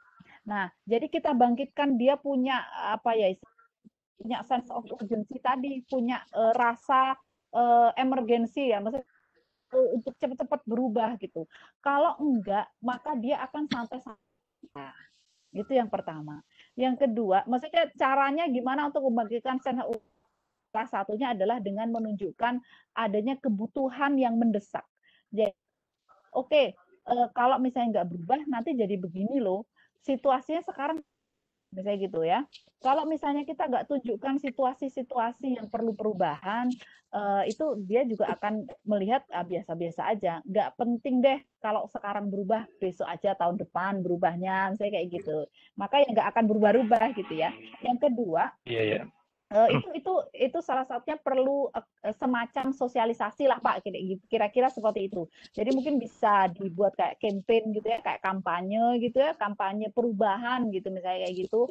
Bapak tunjukkan contoh-contoh kenapa kita harus berubah, di luar sana seperti apa sih sehingga harus berubah gitu. Yang kedua, itu tergantung dari kesadaran diri dari orang. Jadi setelah kemudian dia sadar dia perlu berubah segera, membangkitkan sense of urgency-nya dia, maka dia perlu kita bantu untuk dia punya kesadaran diri. Misalnya kita minta dia untuk refleksi diri, atau kita berikan feedback. Kesadaran diri itu bisa didapatkan dua hal, refleksi atau feedback. Refleksi itu berarti dia diminta untuk memikirkan ya, duduk pikirkan diri sendiri, atau kita berikan feedback sehingga dia tahu, oh aku orangnya begini, kalau begitu aku harus bagaimana, kayak gitu. Ya tentu kemudian dia akan mulai punya pola pikir yang. Dan perlu kita sadari semua, yang namanya merubah pola pikir itu bukan hanya pekerjaan 1 hari atau 1 minggu, bahkan even nggak 1 bulan juga mungkin masih kurang. Ini adalah proses yang panjang. Karena apa? Seperti tadi kita bilang, pola pikir komponen-komponennya apa tadi? Nilai, paradigma. Bagaimana sih kita bisa merubah orang? Ya kan pasti perlu proses. Jadi harus bersabar juga. Kalau misalnya kita punya keinginan untuk mengubah orang lain, siapapun itu ya, apakah itu siswa atau guru atau rekan guru, harus sabar dengan prosesnya. Nggak bisa istilahnya singkat gitu. Karena pola pikir ya yang kita rubah gitu ya.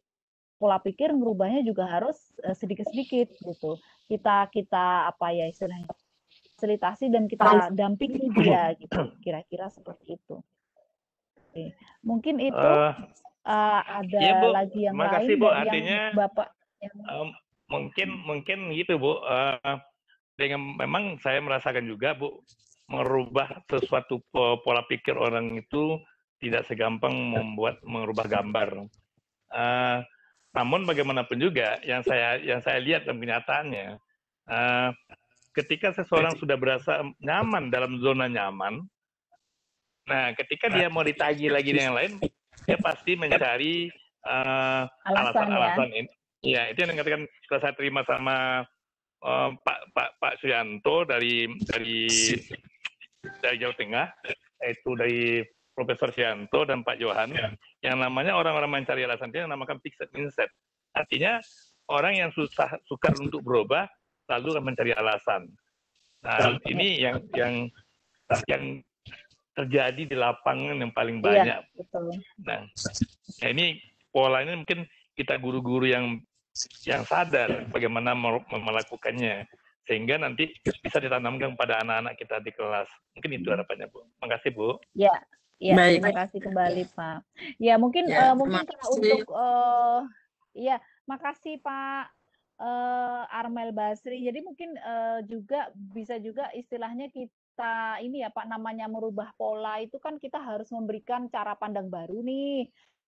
Salah satunya, nah itu bisa dilakukan campaign tadi misalnya kita dengan memberikan bacaan-bacaan yang terkait gitu ya, biar dia tahu oh ada seperti ini, oh ternyata kasih contoh-contoh misalnya kayak gitu ya, bisa kasih contoh sukses ternyata begini loh gitu. Kalau kita mau jadi lebih baik ternyata begini loh. Dan perlu juga mungkin kita gali semacam motivasinya dia ya Pak ya. Biasanya orang tidak mau melakukan sesuatu itu ada dua. Dia tidak mampu atau dia tidak mau gitu. Nah itu masalahnya ada di mana gitu. Apa nggak mampu ya? Kalau nggak mampu ya udah gitu kan. Gimana lagi? Tapi biasanya PR-nya adalah dia tidak mau. Nah, Bapak cari tahu dulu itu apakah dia punya skill, dia mampu nggak? Kalau atau dia mampu. Nah, kalau sudah terjawab itu, kalau nggak mampu, oke. Kalau gimana supaya dia mampu? Kan gitu berarti jawabannya. Kalau dia nggak mau, bagaimana supaya dia mau? Apa sebenarnya motivasi dia? Jangan-jangan dia tidak termotivasi karena ada hal lain. Nah, kalau misalnya kita sudah cukup bisa menggali sahabat kita ini, gitu ya, atau murid kita ini, insya Allah sih saya pikir nanti akan ada solusi-solusi yang lebih tepat, kira-kira begitu. Biasanya kayak semacam ada assessment-nya dulu ya, kayak dokter kan tanyain dulu nih gitu kan, apa yang pusing? Nah, kepala, apalagi penyebabnya apa kayak gitu kira-kira. Oke, baik, Ya, ada yang baik. mau ditanyakan lagi? Bu, mungkin dari kita yang share lain? video dulu. Kita share video dulu, nanti baru lanjut lagi. Video yang Boleh. Ibu mau share video lagi? Oh iya. Iya. Oke, silakan Bu. Oke, sebentar ya. Saya siapkan dulu.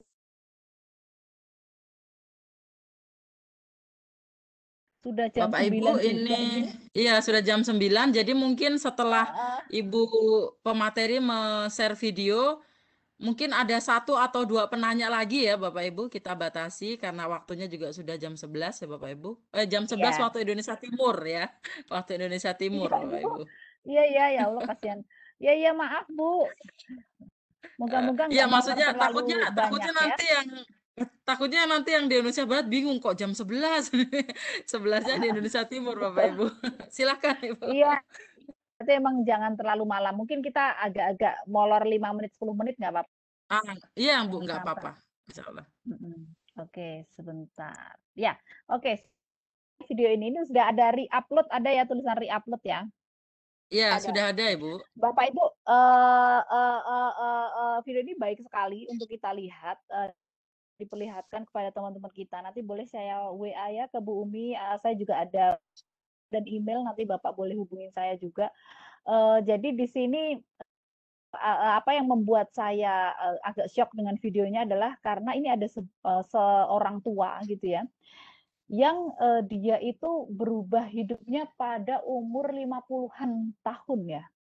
Jadi kalau mungkin kita juga merasakan ya pada saat umur-umur udah di atas 30 gitu ya. Fisik ya, secara fisik itu kan kita udah yang gini aja deh gitu ya. Tapi Bapak ini karena itu terlihat, ini prosesnya fisikal gitu, karena itu terlihat perubahannya, itu pada 5 kalau nggak salah, dia mulai berlatih, baru mulai melatih dirinya nge-gym dan mendapat perubahan yang luar biasa. Bayangin kayak ya istilahnya ya, kalau kita bilang ya, bapak kita gitu ya baru nge-gym umur 5 tahun dan dia bisa berubah gitu ya. Dari yang biasa menjadi badannya yang badan kayak orang-orang yang gym itu gitu ya, berotot dan bagus sekali, dan memulai berbagai karir yang baru di usia kalau nggak salah 60 atau 70 tahun kayak gitu ya.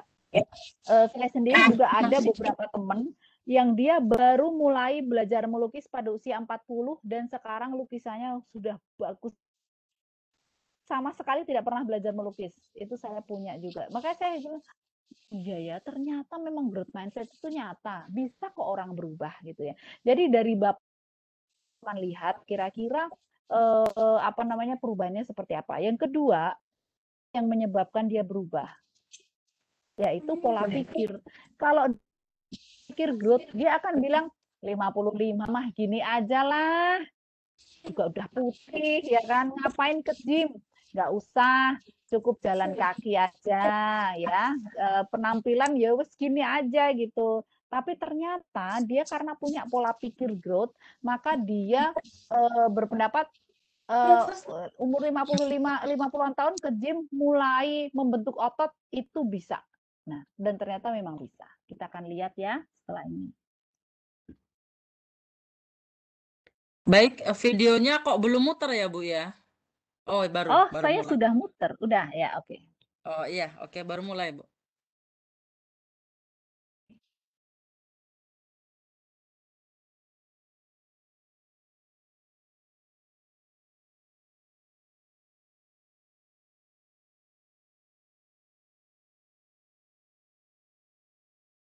Apa yang membedakan dia dengan kakek-kakek yang lain? Namanya Pak Wong Desun.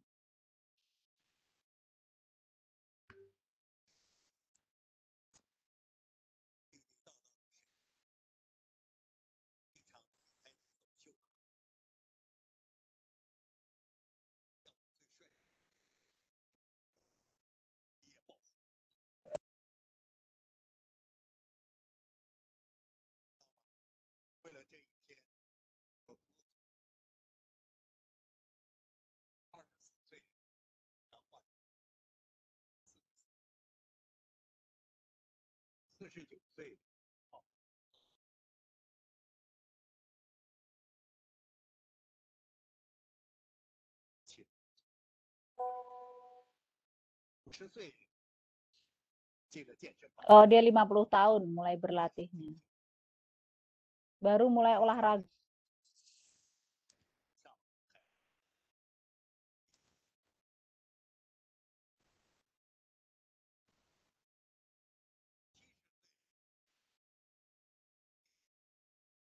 ...70 tahun baru latihan bebannya.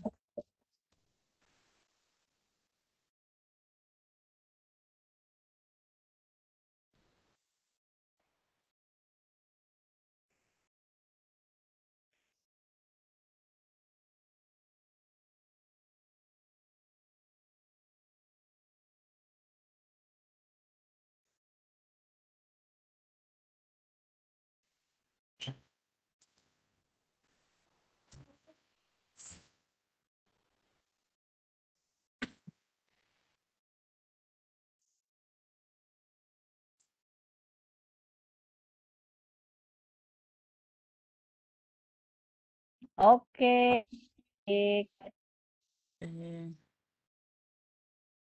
Ya, baik, videonya sudah selesai. Ya, alhamdulillah.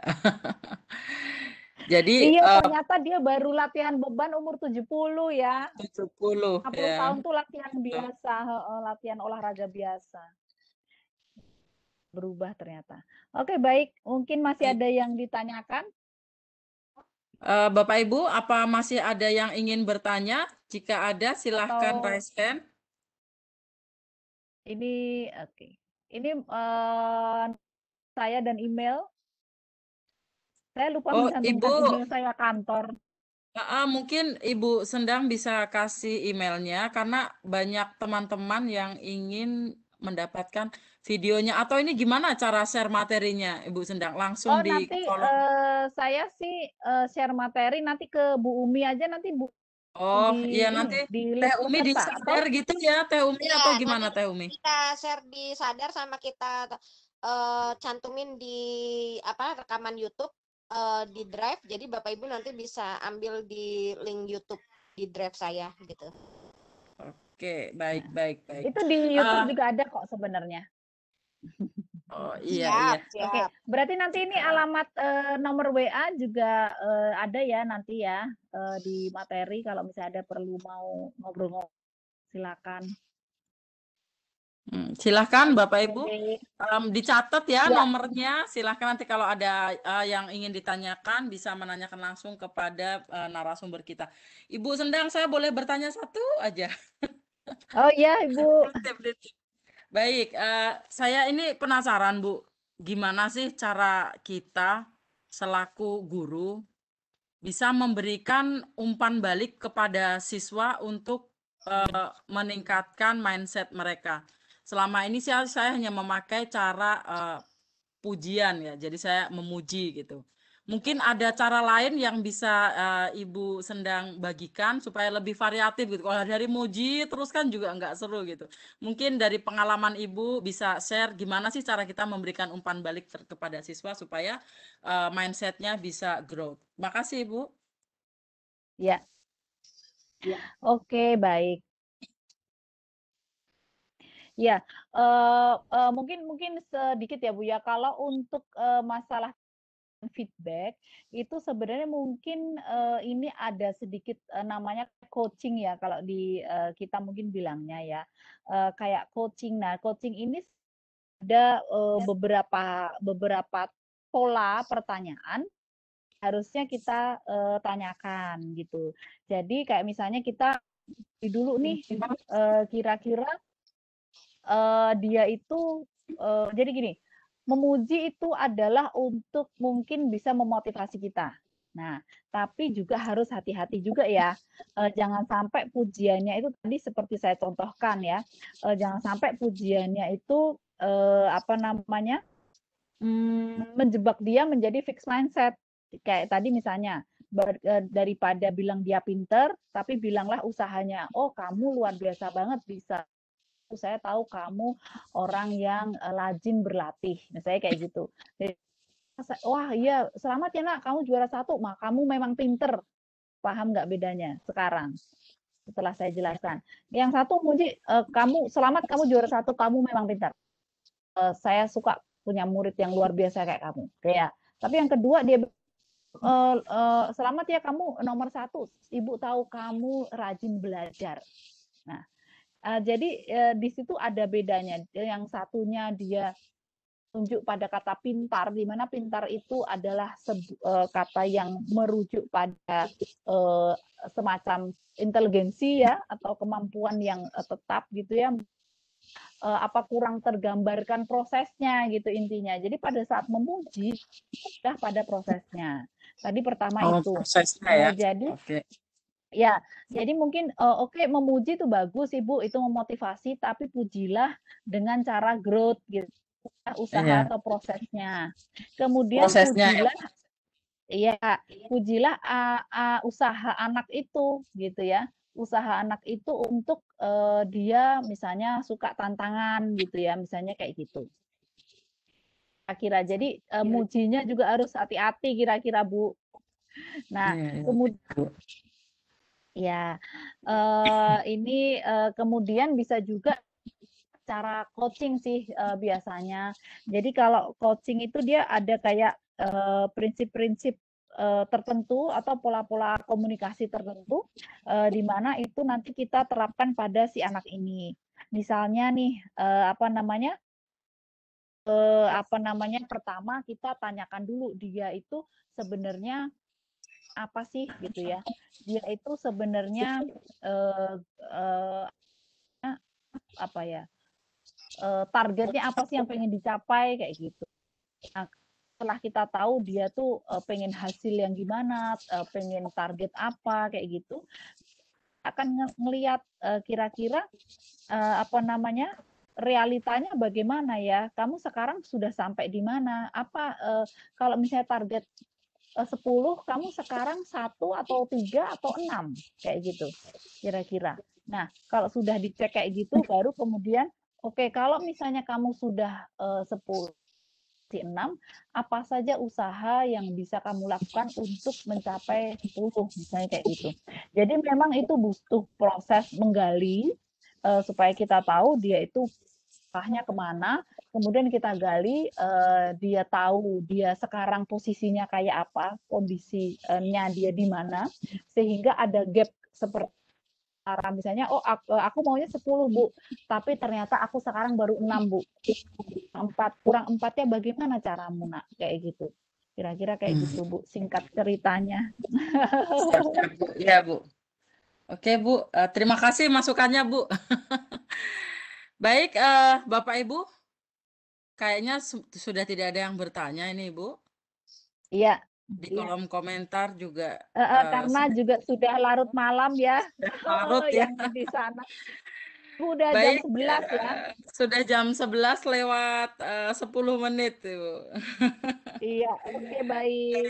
Iya, baik para hadirin Bapak Ibu sekalian, sekali lagi saya mengucapkan terima kasih kepada pemateri kita Ibu Sendang Wangi. Sangat super sekali materinya Ibu malam ini. Semoga bisa menjadi semoga bisa menjadi inspiratif bagi kita guru-guru untuk meningkatkan mindset siswa-siswi kita di sekolah walaupun kondisinya sangat sulit ya melalui daring, tapi semoga ini bisa diterapkan. Sebelum saya menutup acara ini, mari bersama-sama kita mendengarkan closing statement dari narasumber kita, Ibu Sendang Wangi. Silahkan Ibu closing statement-nya. Iya, baik. Terima kasih Ibu. Sebelumnya saya terima kasih banyak. Bapak Ibu, di sini ada berapa Bu pesertanya? Masih bertahan ya dari awal tadi sampai tadi terakhir. 154. Oh gitu. Oke, baik. Waduh, luar biasa banget. Tadi, Bu. Ya. Iya. Saya tahu bahwa merubah pola pikir itu tidak mudah kita sendiri, tapi kalau kita mau jadi sukses, kuncinya adalah satu, kita harus mau berubah, itu ya. Kita nikmati prosesnya, kita ingat bahwa sebuah tantangan yang ada di depan kita, walaupun mungkin sekarang tidak enak, tapi itu harus kita lewati. Nah, lakukan dengan ikhlas, dengan karena saya pikir Allah Subhanahu wa taala memberikan kita otak yang luar biasa dan memberikan kita sumber daya untuk kita bisa saling share. Contohnya adalah grup dari Bu Umi dan Bu Sulis ini luar biasa sekali ya. Ini salah satu resources kita juga. Jadi kita sendiri ikhlas menerima apapun yang ada terjadi sekarang dan kemudian berusahalah kita untuk menerima apapun challenge yang ada. Itu dari saya. Semoga materi dari saya walaupun sedikit tapi bermanfaat. Insya Allah nanti kita boleh sharing-sharing lagi yang lain-lainnya. Bapak Ibu berkenan. Terima kasih dan insya Allah sampai jumpa lagi. Assalamualaikum warahmatullahi wabarakatuh. Waalaikumsalam warahmatullahi wabarakatuh. Terima kasih Ibu atas closing statement-nya. Bapak Ibu, mari kita berikan aplaus kepada narasumber kita pada malam hari ini. Terima kasih. Baik, Bapak Ibu yang terhormat, seluruh rangkaian acara webinar kita sudah terlaksana dengan baik. Kita akan menuju ke acara selanjutnya, yaitu penutupan. Sebelum kita tutup bersama, saya selaku moderator pada acara webinar kali ini mohon maaf yang sebesar-besarnya apabila ada tutur kata yang kurang berkenan di hati Bapak Ibu serta seluruh peserta webinar. Dan juga terima kasih saya ucapkan kepada Ibu narasumber kita, Ibu Sendang Wangi, serta peserta yang hadir di room webinar kali ini, seluruh peserta seluruh Indonesia, terima kasih. Demikian akhir kata, izinkan saya beserta panitia Sadar IGI untuk mohon undur diri. Semoga kita dapat bertemu kembali dalam webinar selanjutnya. Assalamualaikum warahmatullahi wabarakatuh. Selamat malam dan salam sehat untuk kita semua. Bu Sulis, Bapak Ibu matikan jangan dulu lupa rekamannya. untuk mengisi Terima kasih. absennya ya. Dimatikan dulu rekamannya. Ya. Bu Sendang terima kasih, Bu Sulis terima kasih, Bapak Ibu semua terima kasih atas kehadirannya. Kita ketemu lagi ya minggu depan dengan tema-tema yang berbeda. Selamat beristirahat, jaga kesehatan. Luar biasa banget Bu, forumnya mau sukses untuk Bapak Ya. Ibu dan sehat selalu ya. Bunda jangan kapok ya kalau diundang lagi ya. Tolong Bu. Iya, semoga kita bisa jumpa lagi ya Ibu Sendang. Amin amin. Terima Amin. kasih. Terima kasih Bu. Insya Allah. Sehat-sehat selalu Ibu. Lupa saya ternyata Iya raise iya. hand Bu tadi. Terima Sulis, kasih. rekamannya dimatikan dulu Bu. Rekamannya Di stop ya Bu. Iya, Teh di stop Umi dulu. di stop ya. Iya, di stop dulu.